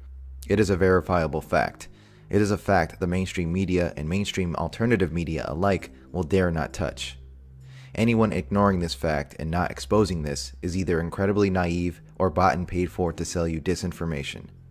Donald Trump is absolutely surrounded by and has appointed psychopathic neocons and Rothschild Zionists, yet many are in delusion and denial, largely in part due to their desperate desire for a savior, and this is what the elite have counted on. It is through this desperation and demoralization of a collective consciousness, sick and tired of a corrupt system and government, they were able to once again pull off another dog and pony show and manipulate people into believing that once again, things could be different this time. Through the obsolete and meaningless system of voting. Hope and Change 2.0. Unfortunately, this is just another case of meet the new boss, same as the old boss. We are led to believe that Trump is at war with the mainstream media and the establishment, a mainstream media that is mainly Zionist Jewish owned and operated, another verifiable fact. Trump is also surrounded and supported by an endless stream of Ashkenazi Jews in his organizations and administration. He is, of course, a quote-unquote lifelong supporter and true friend of Israel, the largest terrorist state in the world. Sadly, most people do not realize that Israel and Mossad intelligence were key players in carrying out 9/11. If Trump truly was for the people, he would help expose the stranglehold of Israel and the Zionist power structure. Keep in mind, the Israel of the Bible is a completely different entity than the modern United Nations created state of Israel, which is a terrorist state of the New World Order. This is a distinction many indoctrinated Christians fail to grasp. America is just a puppet regime of Israel and Zion. A small fraction of the population are finally discovering that this Zionist apparatus controls our Federal Reserve System, corporations, Hollywood, and our media, and have our politicians in their back pockets. An even smaller fraction of the population understands that Trump would never get to where he is if he weren't owned and operated by these same powers. And as they say, the proof is in the pudding. In addition to Trump being a staunch Zionist supporter, all one needs to do is look at who surrounds and supports Donald Trump. Then you will understand how the media versus Trump narrative is just another ruse in Zionist script. The scripted battle between Trump and the Jewish-owned media was the key chessboard move to legitimizing Trump in the eyes of the demoralized populace. A demoralized populace who by now has little to no trust for the so-called dinosaur media. The idea that Trump is at war with a Jewish-owned media while simultaneously surrounded and supported by an army of them is as ridiculous and absurd as it can get, and isn't remotely believable to anyone aware of who really owns the media. Many have also been fooled into believing Trump has hinted at 9/11 truth, but this is nothing more than laughable to any real 9/11 researcher. What he has stated publicly on 9/11 thus far has been nothing but lies and misdirection. In addition to being friends with 9/11 perp Rudy Giuliani, Trump has focused on the limited hangout and misdirection angle of Saudi Arabia, which is what gatekeepers, disinfo agents, and the media focuses on, ignoring the huge elephant in the room, Israel. Trump has publicly stated that he saw quote-unquote thousands of Muslim Americans celebrating the 9/11 attacks in New Jersey, which is the biggest lie imaginable. The real truth Trump or your mainstream media will never mention is the only people actually documented celebrating the 9/11 event were a small handful of undercover Israeli Mossad agents who had been in the US for months and some for years, whose operation was busted by a nationwide FBI sting and were captured on the George Washington Bridge with explosives in their van of their front company, Urban Moving Systems. Favoring the reports we're getting now, 2 or 3 men arrested on the New Jersey Parkway. Deborah, can you hear me now? Yes, I can. That is the information that I am getting from 2 sources, that there was a van either on the New Jersey Turnpike or the Garden State Parkway, and that it was near the George Washington Bridge. There were 2 or 3 men who were in the van. The van was pulled over.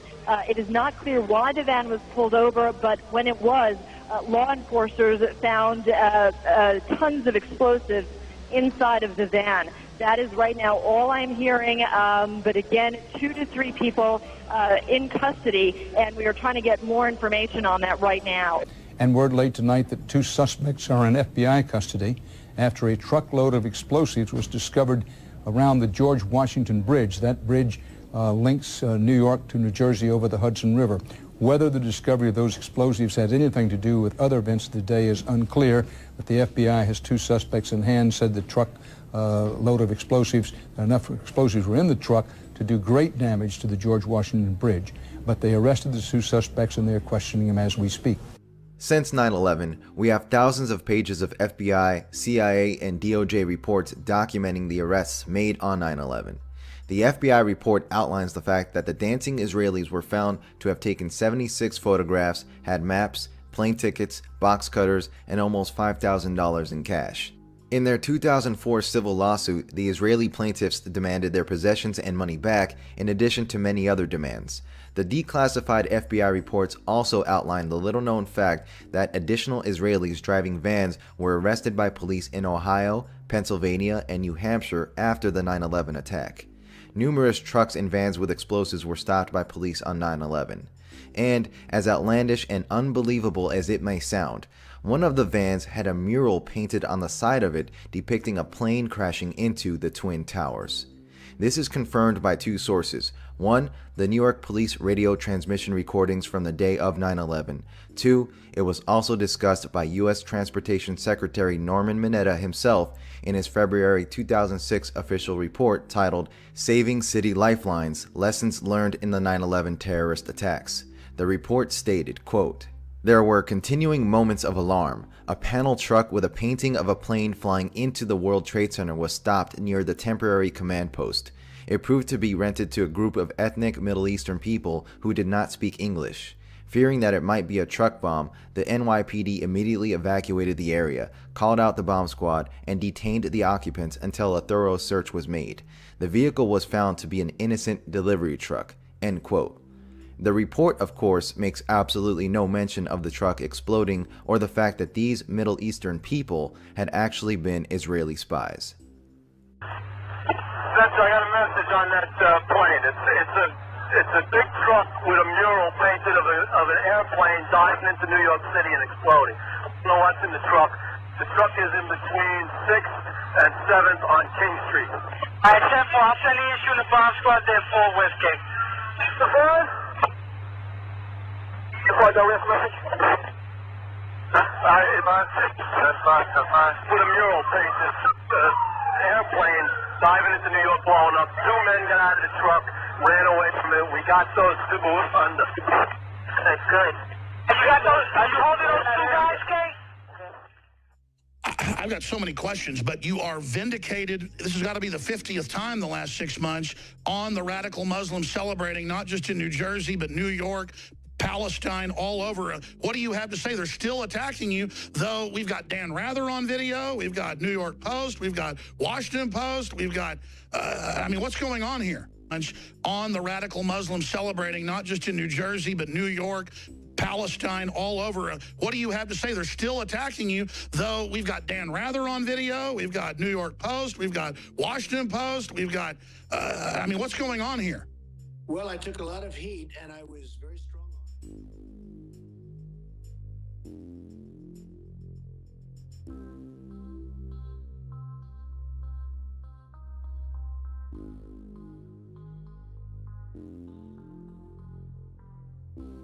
Of course, even though Israel's involvement in 9/11 is now documented, proven, and verifiable fact, this information has been well swept under the radar. Most Americans will never realize what took place regarding the many Israeli spies arrested and detained on 9/11, only to be later released and sent back to Israel. This information will never be mentioned or covered by the mainstream media, let alone Donald Trump, and that is because he is obviously in bed with Israel and the Mossad.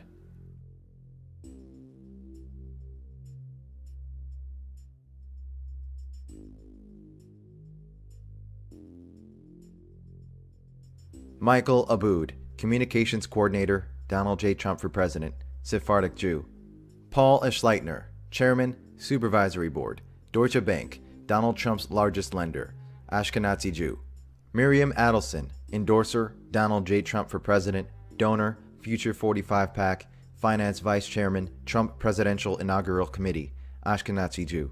Sheldon Adelson, Endorser, Donald J. Trump for President, Donor, Future 45 PAC, Finance Vice Chairman, Trump Presidential Inaugural Committee, Ashkenazi Jew.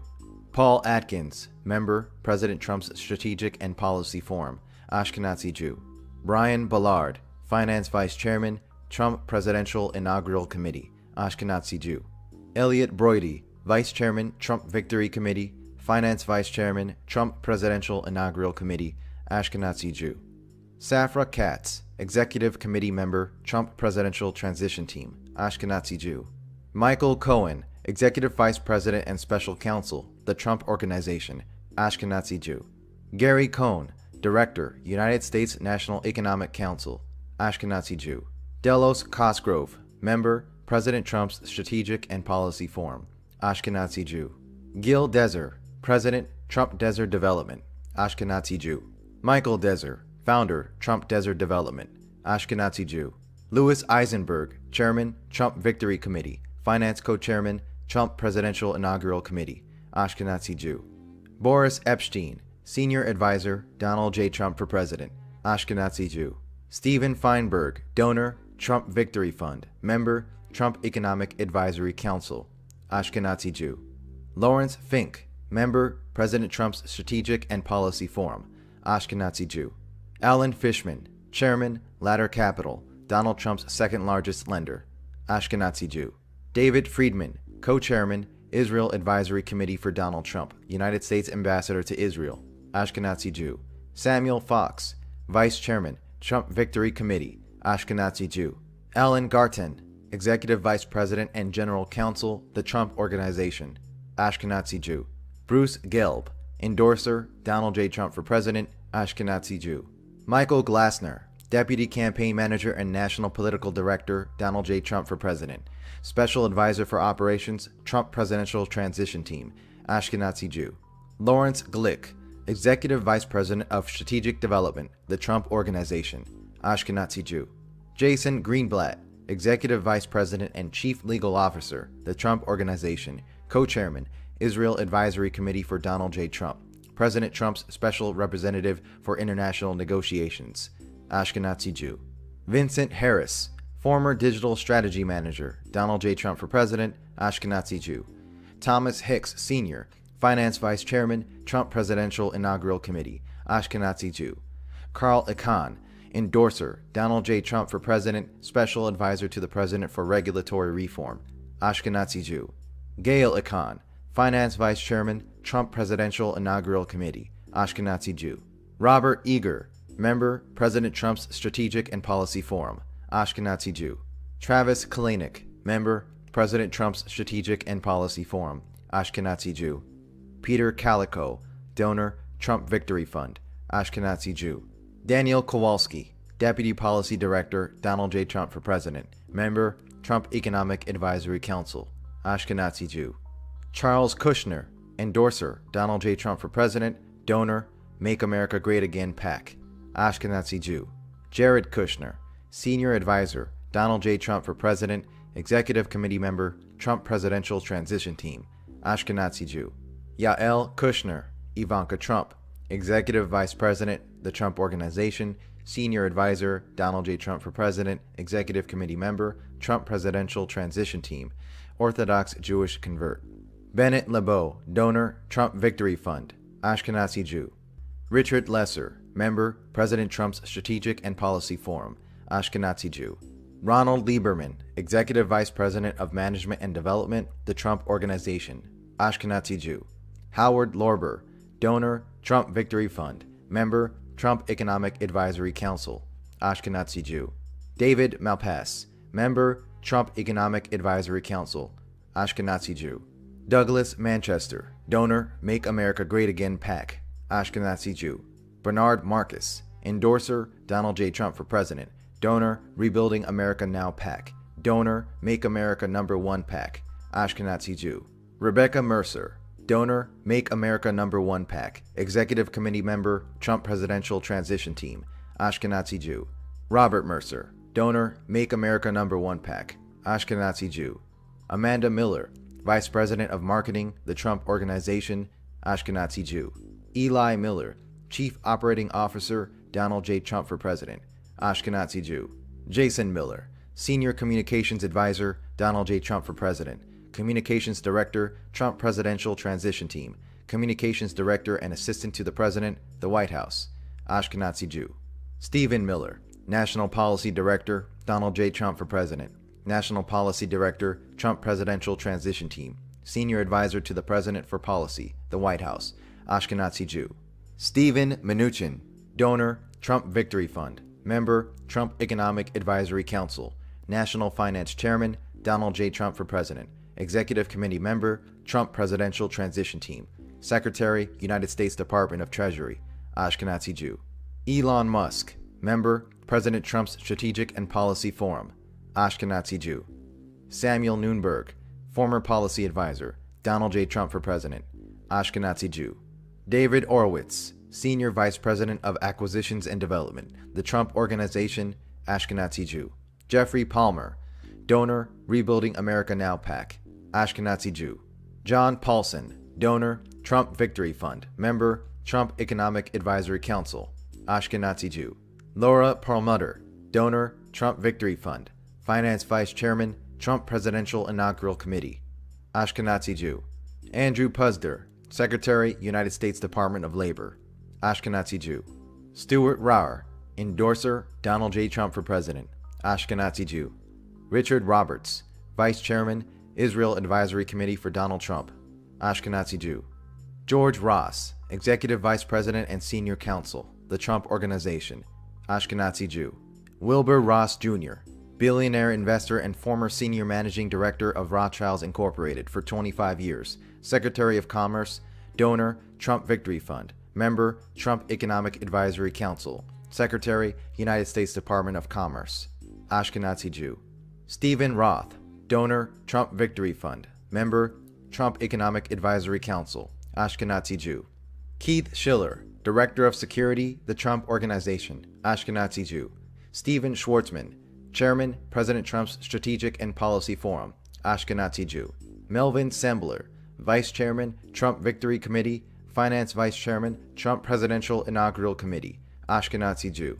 Yaakov Shahem, endorser, Donald J. Trump for President, donor, Trump Victory Fund, Ashkenazi Jew. Mark Short, Senior Advisor to Vice President-elect, Trump Presidential Transition Team, Ashkenazi Jew. Peter Thiel, endorser, Donald J. Trump for President, donor, Trump Victory Fund, donor, Rebuilding America Now PAC, donor, Make America #1 PAC, executive committee member, Trump Presidential Transition Team, Ashkenazi Jew. Lara Trump, endorser, Donald J. Trump for President, Ashkenazi Jew. Vanessa Trump, endorser, Donald J. Trump for President, Ashkenazi Jew. Kevin Warsh, member, President Trump's Strategic and Policy Forum, Ashkenazi Jew.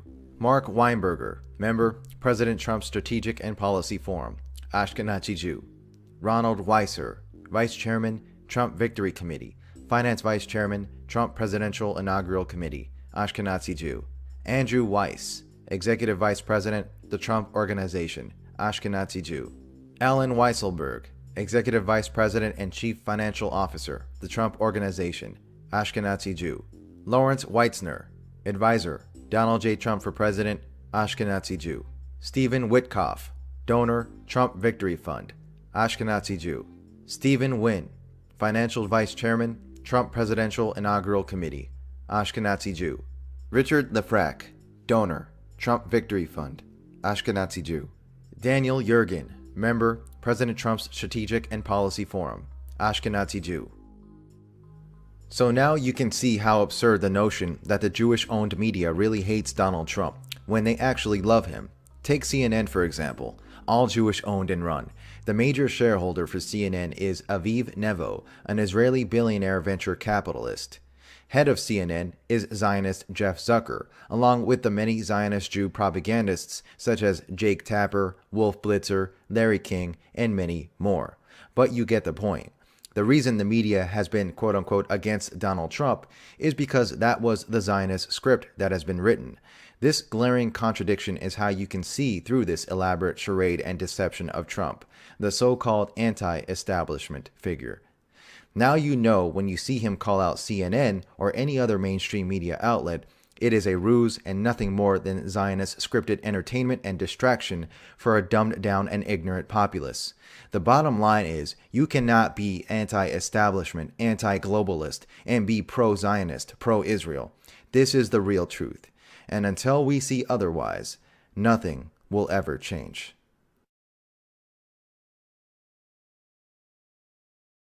It is time to drain the swamp in Washington, D.C.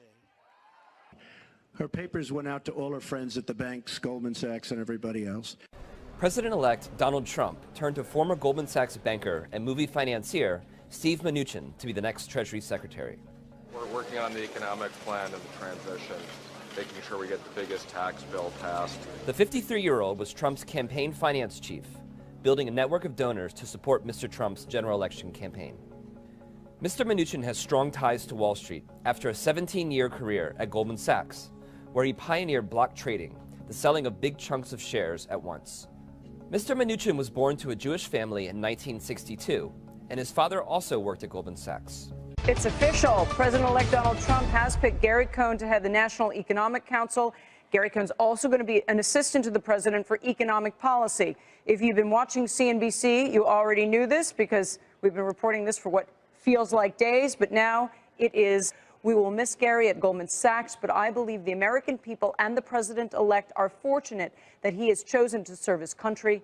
I am confident that Gary will bring his many talents and expertise to the White House and will do his part to make our economy stronger for all Americans. That coming from Lloyd Blankfein, the CEO of Goldman Sachs. It's just awfully good that someone with the temperament of Donald Trump is not in charge of the law in our country. Because you'd be in jail. I didn't think I'd say this, but I'm going to say it. And I hate to say it. But if I win, I am going to instruct my Attorney General to get a special prosecutor to look into your situation. Everything he just said is absolutely false.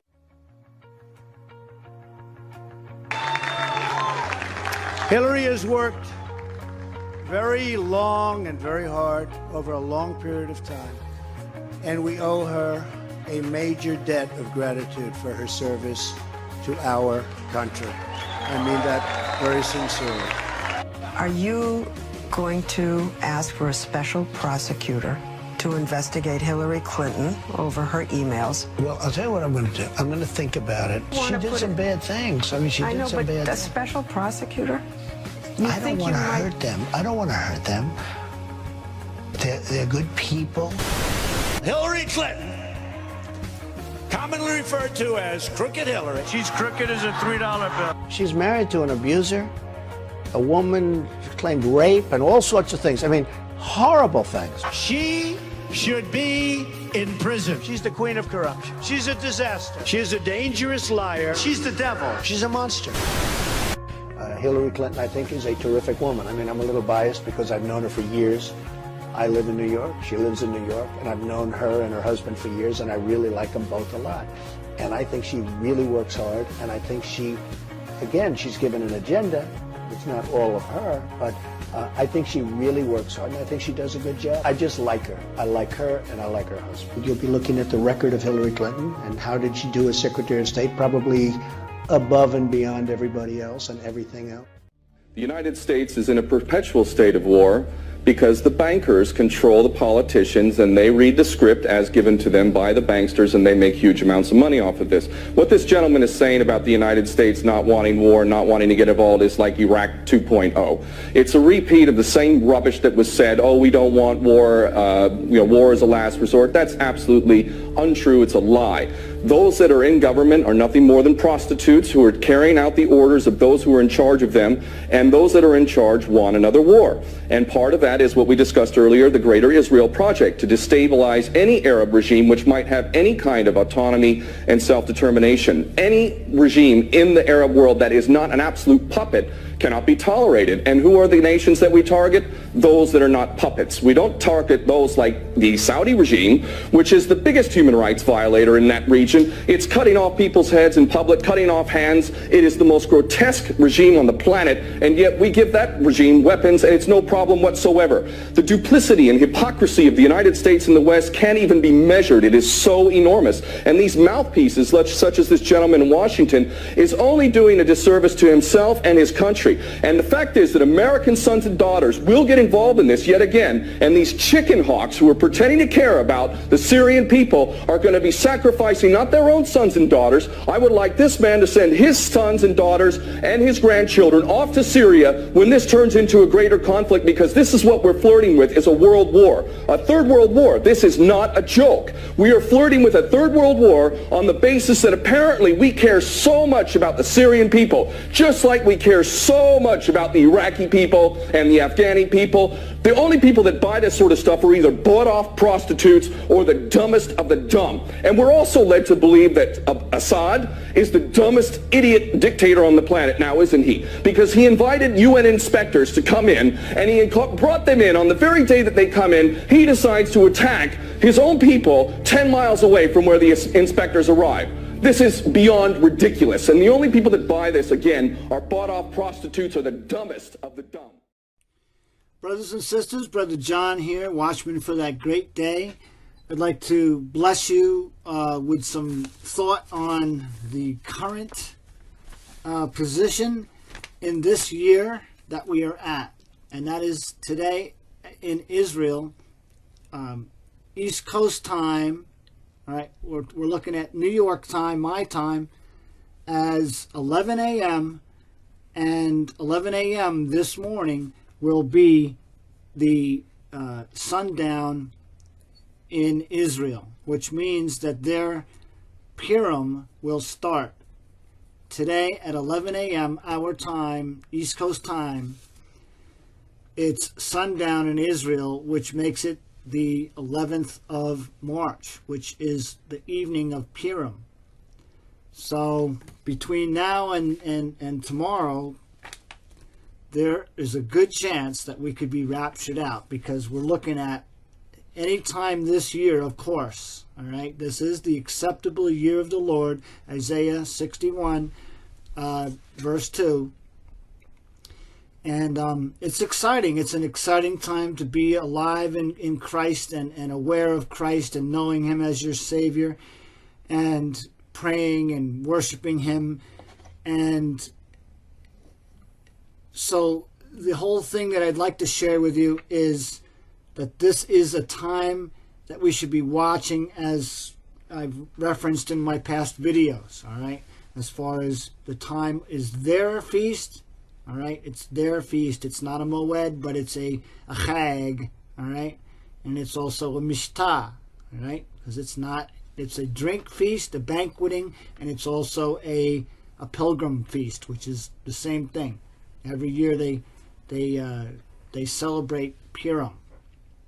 So a lot to do. There's a lot of going on with the thought process as far as Esther, going into the king's house and all of this. So just to give you the heads up, and be aware that it can happen any day now. It's not necessarily have to be on a particular feast day, okay? But it will happen. Most likely, it will happen this year, but most likely I'm looking at before May the 30th or May the 31st, all right? Because of something that I just saw and went over the other night, and I'd like to read that to you now. So we're in Daniel. Here it is again, Daniel 9:26, all right? And it's actually after you get done reading about 9:25, where it says, "Know therefore and understand from the going forth of the commandment to restore and build Jerusalem unto Messiah is written." The word Messiah is written in the King James, and I believe other translations, but I only follow the King James. But the Messiah is a translation. The translators translated anointed, all right? So it has to do with unto the anointed, and then the prince is the Nagid, all right? So it's an anointed Magid, or Nagid, I'm sorry. The anointed Nagid, okay? Anointed prince, leader, ruler, okay? So we know that Jesus came, and he was the Messiah. He came at the 7:62, all right? He came at that time, leaving a balance of 7 years, 1-7, okay? So when he came, it was 483 years, because it was 7 times 70, right? 7 times 70, 490. When he came at 483 and finished everything at the cross, he left 1-7. So that's important to know. So there was 1-7 left, right? 1-7, which is where we get our 7-year tribulation time period from, okay? So when you read down and you have, from the time of Jerusalem and unto the anointed Nagid, okay? Now we have to look at Daniel with a different set of, a different thought, okay? Because Jesus did the first reference to the weeks, the first reference of the Feast of Weeks, or weeks, right? 70 weeks, all right? That's Daniel 9:24. 70 weeks are determined.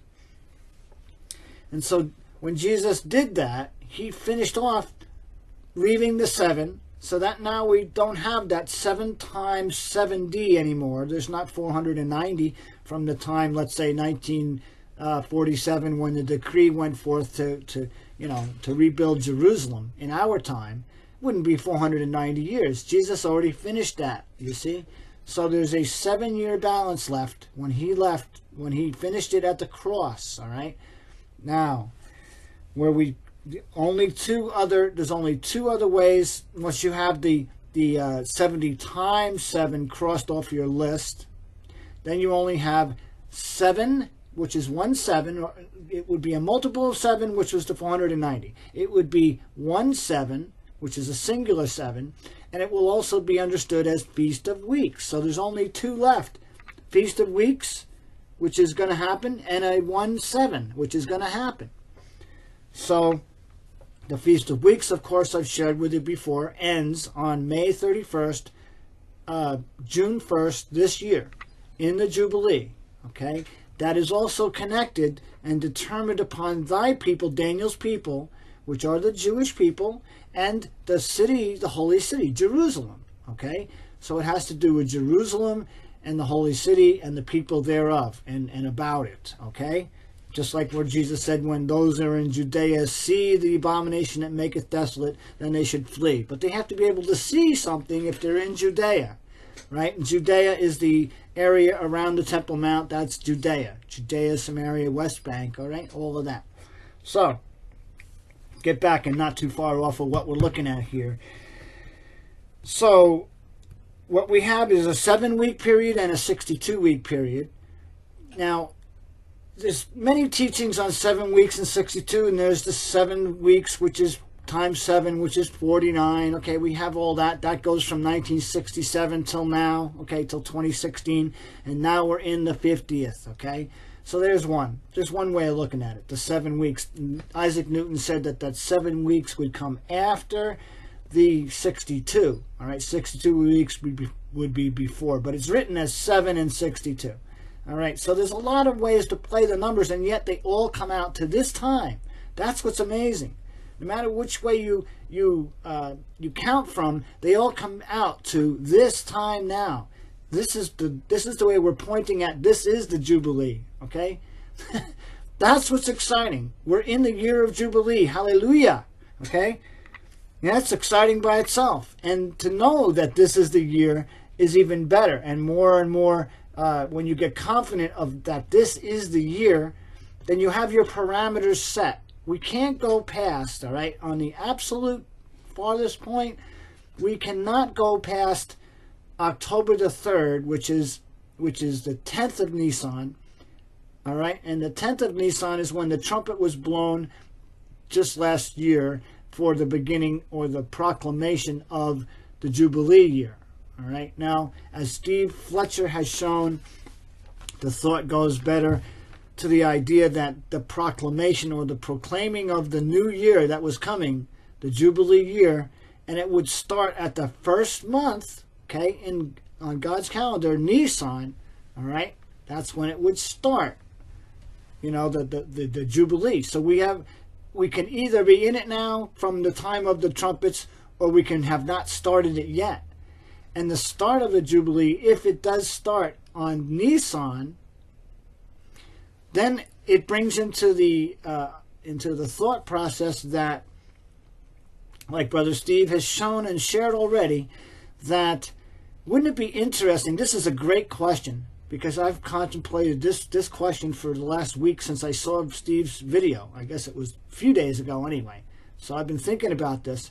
Wouldn't it be interesting if from the time that Jesus came and rode in on the donkey on the 10th of Nisan, all right, to go to the cross after 4 more days, you know, finally after 4 days he was dead, and they put him in the tomb and he rose and all that. Wouldn't it be interesting is from the time that he came, right, Nisan 10, that would be the time that 7-year period started, okay? So where he left off, in other words, where it finished at the 483, it would start up again. So that makes a lot of sense. That's really doing a lot of, it's interesting. And it's also before Passover, which fits what I've shared already about Amos, right? That God will not pass over again. And in an acceptable year, this would have to be done, all right? To proclaim liberty to those that are captives. That's us, all right? Okay?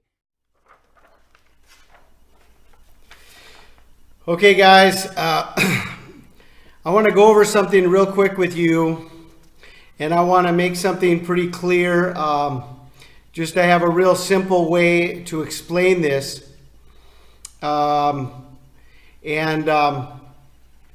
So based on the title of my video here, any way you cut it, it all comes down to Nisan 10, any way you cut it, okay? Nisan 10 is the day. Nisan 10 is the day. Okay, we're talking about the Jubilee years. And there's great discrepancy based on where the Jubilee year begins. Okay, people think that the Jubilee year begins in the fall. Okay, let's play that out, okay?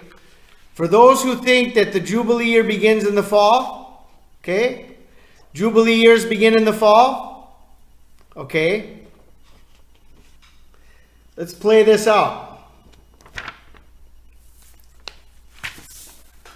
This one.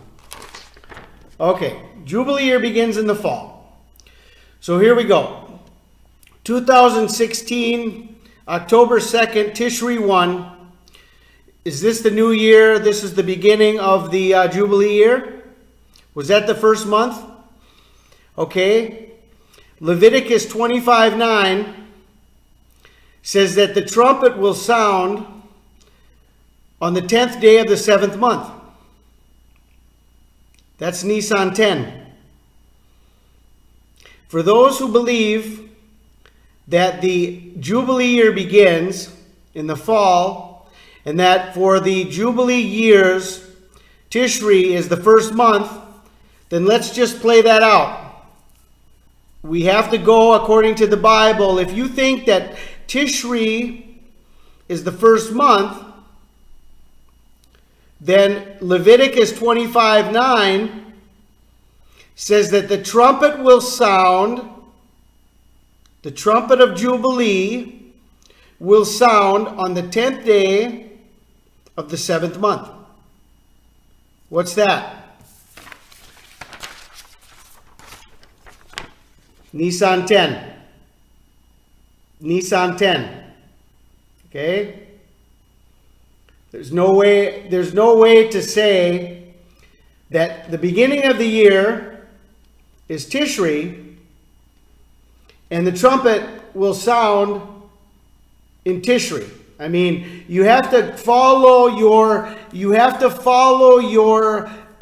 thinking through and understand that either way, the trumpet must sound on the 7th month of the 10th day. So if you believe that Tishri is the first month, how can the trumpet sound on Tishri 10? Isn't Tishri the first month? Okay, so Tishri, if you believe that the trumpet sounds, or if you believe that the beginning of the year is Tishri, then the trumpet will sound in the 7th month on the 10th day. Nissan 10. Okay, here's the day, Nissan 10. Either way you look at it. Now, what about if you believe that the Jubilee year begins in the spring? Okay. Let's walk this through now. Jubilee begins in the spring. Nisan is the first month, the beginning of the Jubilee. The trumpet will sound on Tishri 10. It's the 7th month, the 10th day. But let's look at Exodus chapter 12. And we'll see that in Exodus chapter 12, that the Lord told Moses that the spring feasts would mark the beginning of the year. So we have Nisan or Aviv as the first month.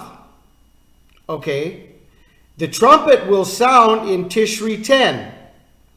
But the Jubilee year will begin in Nisan, and Exodus 12 shows us from the very beginning that on the 10th day they set aside the Passover lamb until the 14th day. So from the very beginning of the new calendar, there has never been any events on the first 10 days. The first 10 days of Nisan, there are no events described in the calendar.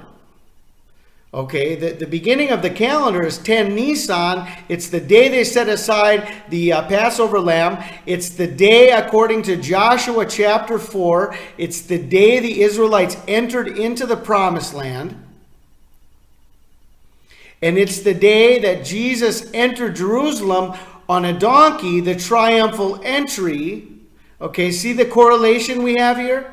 See how this is correlating with the possible coming of the Lord and the Jubilee year and this pattern. We have a pattern set forth in the Bible, and it leads us to Nisan 10. And the Jubilee year is the key year in question. So we are, I guess I can't say everyone is in agreement. Okay, I was going to say everyone is in agreement that 2017 is Jubilee. Okay, 2017 is Jubilee year. Okay, it goes back. We can go back to from the Judah ben Samuel prophecy that for 400 years Jerusalem would be under Turkish rule from 1517 to 1917. And then 1917, there was a deliverance. Okay? 1967, there was a deliverance. 2017, we are at the 6,000 marker, the 6,000 year marker on the calendar, 120 Jubilees. So we are in now, or we are coming into now, our Jubilee year. Okay, for those who believe that the Jubilee year begins in Tishri, the trumpet will sound on the 7th month and the 10th day. That's Nisan 10. And for those who believe that the beginning of the year and the beginning of the Jubilee is Nisan, then those of us who believe this, we need to be anticipating now our deliverance. We need to be anticipating now the arrival of the King, the entrance into the promised land, the triumphal entry. This is what we need to be hoping for. Okay, and either way you look at it, it does not matter, guys, where you find the beginning of the Jubilee year. Because if you say Tishri is the first month, it leads you to Nisan 10. The trumpet will sound on the 10th day of the 7th month. If Tishri is the first month, Nisan 10 is the Day of Atonement. And if you think that the Jubilee year begins in the spring, this is the same time frame that we should be anticipating. There is no excuse. There is no excuse that anybody would ever go beyond Nisan 10 in their search for the deliverance of the Jubilee. Our Jubilee deliverance. This is the time, folks. This is the time established. This is the appointed time. I don't think there's any way we could go beyond this. I don't think there's any way. We are here. This is the arrival, the appointed time, Nisan 10. It's the beginning of the year. For those who believe Jubilees in the spring, this is our time of deliverance.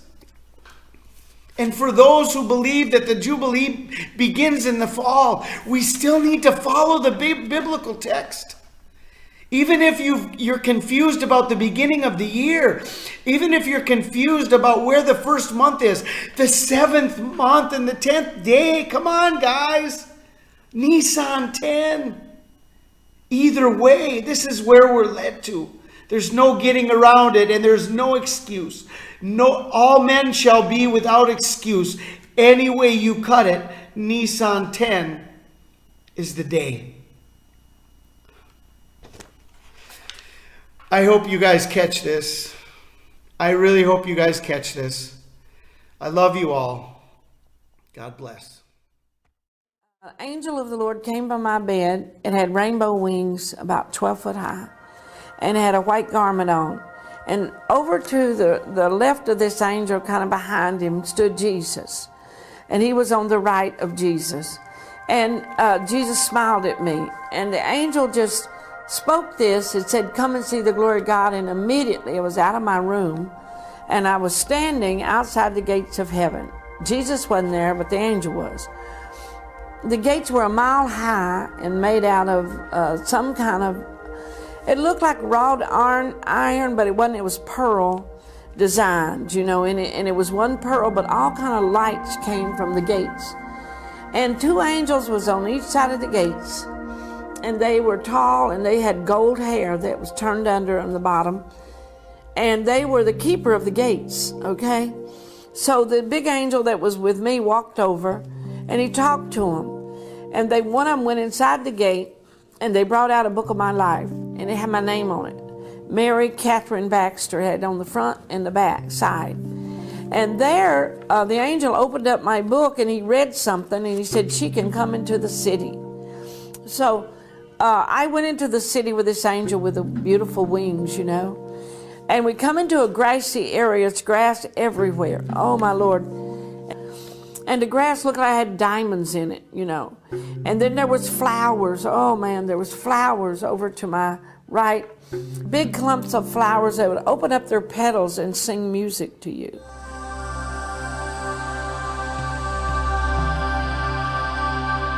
And then over to my left, there was 5 men with white garments on standing around a pedestal. And then I look back over here, up on a hillside was many trees, many fruits on these trees. And I noticed there were families, lots of families of every nationality were standing around talking, some on the grass, they were sitting at picnic tables. And they had little children too, and they were picking the fruit and eating it, but no juice come on their hand. I'm looking at all of this and I'm hearing high praises of God. Wonderful praises of God. And I remember hearing chimes in heaven and music everywhere. And as I watched this, you know, I was in awe. The beauty, there was no decay.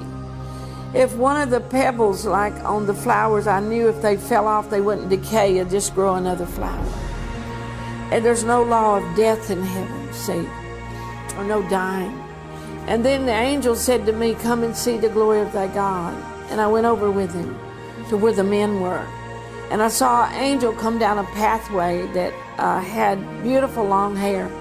Now in heaven I saw angels with wings. Some did not have wings. They had different garments on for whatever job they were going to do. In heaven, they keep accurate records of everything. Heaven has an order to it. And in the Old Testament, it said 2 women angels carrying an ephod. So this one coming down the pathway looked like a woman angel. And sometimes you could see right through them. They're transparent light, okay? And some play music, and they have big garments with pockets for flutes and things. But sometimes they can just move real quick and they're gone, or they can fly. It's just awesome how heaven is. And then these men are making a diamond. And I watched them read this thing from the angel. And the angel with me said, they're going to make a diamond for this person's mansion here in heaven. And they take it to Jesus. He's the master builder. And the man said to me, whatever this person did today, fed the poor, prayed for the sick, whatever they did, they're going to get a reward in heaven. They're laying their treasures up in heaven. So I watched them as they made this substance. It came out on a tray. They poured it on a tray.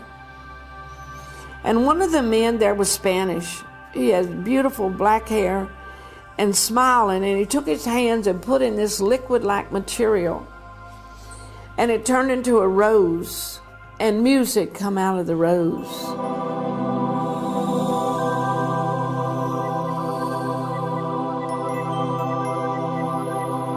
And they designed the stone, and it was about this high and this long, and flowers all in it that would sing. Can you imagine a mansion made like that? We go up the left side of a pathway, and he said, come and see the glory of God. And I'm moving and I see things, okay? Over to my right, I see chariots suspended in the air. I don't see the buildings yet, but I see these beautiful chariots, and I see like carriers where you carry people in this white-shaped bullet-like thing. And then the chariot of God I saw. His wheel was so huge. The only way I know to tell you how high it was, as high as the Empire State Building. And on the wheels, they were on fire but never burned up, and jewels this big in the wheels. It was God's chariot. And then I look back over here, I'm in awe at everything I'm seeing, and I see 50 white stallions, horses. Their skin looked like white satin. It was so beautiful to see that. The back sides of the horses were around 4 feet across. Their feet were this big, and they were at least 30 foot high. And I looked over there, and the angel said, observe and look. And I looked, and they were standing side by side, all 50 of them. And there was a woman in front of them. I knew she was a redeemed. She had been a saint that went to heaven, and she was redeemed, you know. Her clothing was so beautiful, pale pink dress. And she stood in front of the horses, and she said, all creatures shall praise the Lord. You will go before the Lord, and you will bow, and you will praise ye the Lord. all those horses bowed down, opened their mouth, and all of them said, "Praise you, the Lord," at the same time. And I thought, how beautiful, you know? And then we kept walking, and there was a wall. And I touched it with my hand. It was pure platinum. And it was like the wall had its own wheel or something. You could feel it, like you could touch it like it was touching you back. It was really beautiful. And I was looked down, I was walking on streets of gold. And the angel said, "I'm going to take you and show you the record rooms." And he said, "It's in the Word of God." And said, "There we record things that happen on the earth in people's lives." He said, "Everybody ever born on the earth has a record book in heaven." Next, Mary Baxter tells how she saw angels who actually keep records of your giving and your attitude as you give. Next, on Stories of the Supernatural.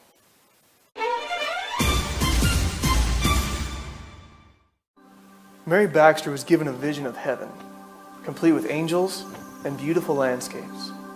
But she was told that angels don't just sing all day long. They also keep records. So he took me to this record room. And all above all these doors was a number, or also an alphabet number of someone's last name. And he said, "There's thousands of these rooms up here, but we keep accurate records." That's what he told me. And he said, when someone gets born again, their message comes up here, and we're going to show you what happens. So all at once I am translated with this angel outside heaven over the earth. He said, "God has spoken. I'm to show you something about the record room so you could tell the people on the earth." So he said, "Now God has given me the permission and the power to do this." He said, "We're going to go to a church service on the earth, and you're going to actually see when someone gets saved what happens. What you preach the message and you call them to the altar, but we're going to show you what happens in the spirit." I said, "Okay." So we end up going down, and there's this church, and all at once we're inside the church, but they can't see us. And he said, "What do you see?" I said, "Well, I see a lot of angels." There was 12 angels. 2 on the platform, 1 in the back of the church with a pen in his hand. And the man said, that was with me, the angel said, "There's also a big church on the top of the church. An angel on top of the church. He's in charge of all these other angels." He said, "Every church in the earth that's ordained by God has these angels." And he said, look and learn." So I looked. And the preacher was preaching, "Seek ye the Lord while he may be found, call upon the Lord while he's near." And then the preacher said, "We're going to take up an offering." And as he did, the angels, there were 2 angels with record books came, and every time someone gave an offering or a tithe, they wrote their name down and how much they gave and the attitude they gave it in. Isn't that something? And then they did all that, prayed over everything. The angels helped them pray over the money. And these things are very serious to God, okay? Then they put the name of the church, name of the pastor, how old it is, and it's really an order. So after all that was done, the man begins to preach again about sins. And in the back door opens up, a man comes in, he was very drunk.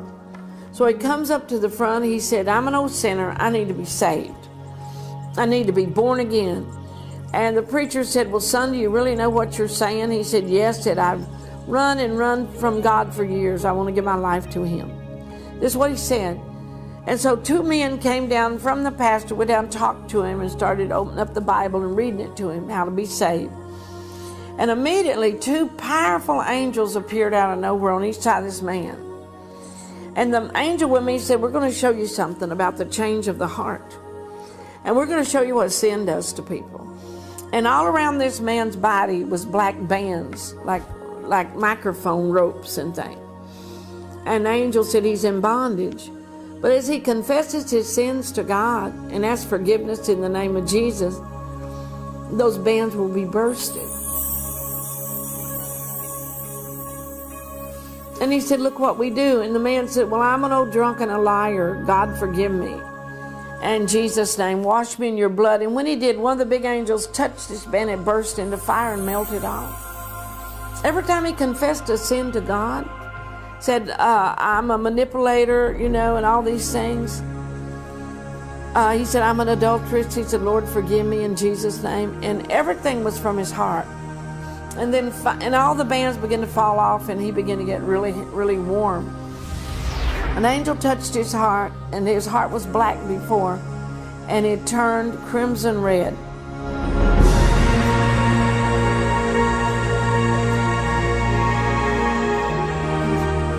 And I watched this as the man straightened up and praised the Lord. And then we left the service, and the angel of the Lord said, 3 days has passed, I want to show you another scene. So he took me to a little apartment. There was the same man laying on the couch, and there was 2 angels in the room, or 3, and said, he's dying. And the man grabbed his chest, and he had a heart attack, he died. And his soul came, I seen it come right out of his body and stand beside him. And he was an outline like a negative on a film, and he was transparent looking. You really couldn't tell who he was, you know, then. And the man said, the 2 angels stepped over to him and said, we're here to escort you to heaven. And they began to escort him to heaven, and I got to go with them. And they brought the man to a place of heaven where was the river of life. The river of life was water that anybody could walk on, swim in, go under, you were not drowned. It was beautiful. But on each side of the river was trees for the healing of the nations. They would pull the leaves off and give them to the man to eat and this water to drink. So he went through the river of life and came out on the other side, and you could hear his family shouting. In fact, the redeemed and angels was everywhere watching this shouting. And the angel said to me, he's going to come back over this side, and you're going to see what we do. So he took me to a corridor where there was all doors, archways, and they were open. One was a room of crowns, one was a room of robes, one was a room of gowns. And the angel said because he just got saved, he only gets a gown of salvation, but he will go to school here in heaven. And I watched him bring the man over, but you couldn't tell he was really a man yet because he was still transparent looking. And they brought him into this room, and I could hear him laughing with him. And I knew that they were trying on his robe. And when they brought him out, the man looked 80 when he died. He looked like 29 or 30 years old. He had jet black hair, taller, smiling. And the angels said, we knew which was your robe. We were just playing with you. And said, come, we're going to try on your crown. Said, you get a crown of salvation. So they took him into the other room, and you could hear him laughing and playing with him. And he came out with his crown on a tray. Now the crown had gold, just solid gold, with little spikes on it. I don't know how you would call that. But they said that God has to put the crown on your head. That's what he told him. When we return, a glimpse of more angels, a heavenly band, and the throne of God. Next, on Stories of the Supernatural.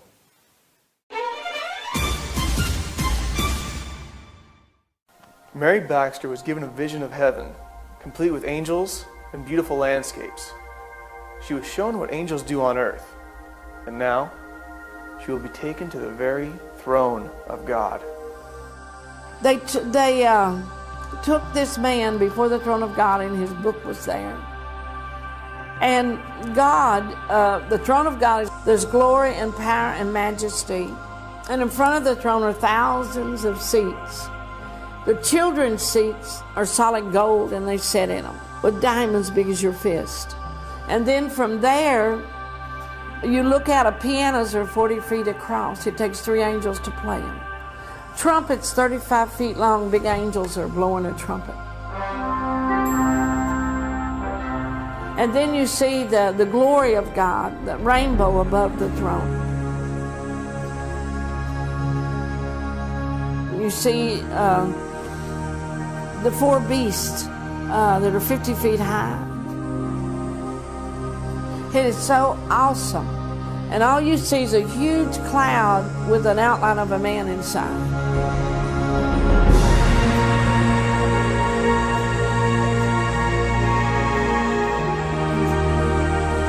And you're looking at all this majesty, and you're wondering Lord Jesus, why doesn't everybody on the world want to serve you? And that's why he shows us heaven, so people will want to serve God and go to heaven, you know. So I'm watching all of this, and they're holding the man up in front of the throne because he's still scared. And then I seen a man's hand come out of the cloud and pick up his book of life. And on the altar was the Lamb's book of life, which his name had been recorded in 3 days before. So I'm looking at this, and all at once, the Lord's voice spoke, and it was like many, many waters. And I heard him say this, I see another one's been redeemed by my son's blood. He said, Jesus is the only sacrifice. He said, another one's been redeemed from the devil's hand by my son's blood. Isn't that something?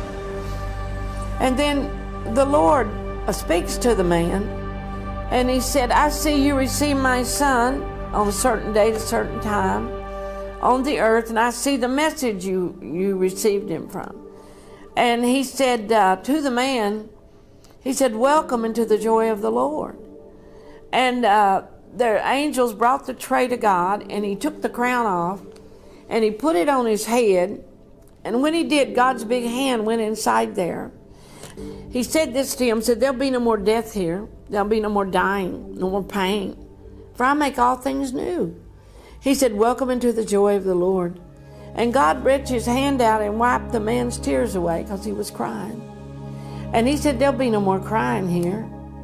And what they did, they put the crown on, and he began to shout and do leaps. And his family all come up, were wishing him, they were praying, shouting, worshiping, whatever you do. They were happy that he was there. And then I was taken by this angel back again to the room of tears, where this man was in the purple garment. And there was all types of beautiful books in this room too. But it's in Psalms 56, verse 7, 8, and 9. Thou tellest my wandering, put thou my tears into bottles, are they not in thy book?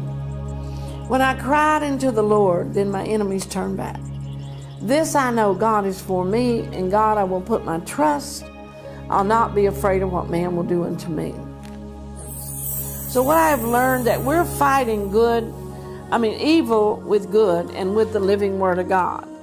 And many people don't know that. There's knowledge, there's lack of phantom. It's true, not of food right now, but there's a lack of phantom of the Word of God. And when God wants you, if you want God and you're hungry to know Him, He'll fill you.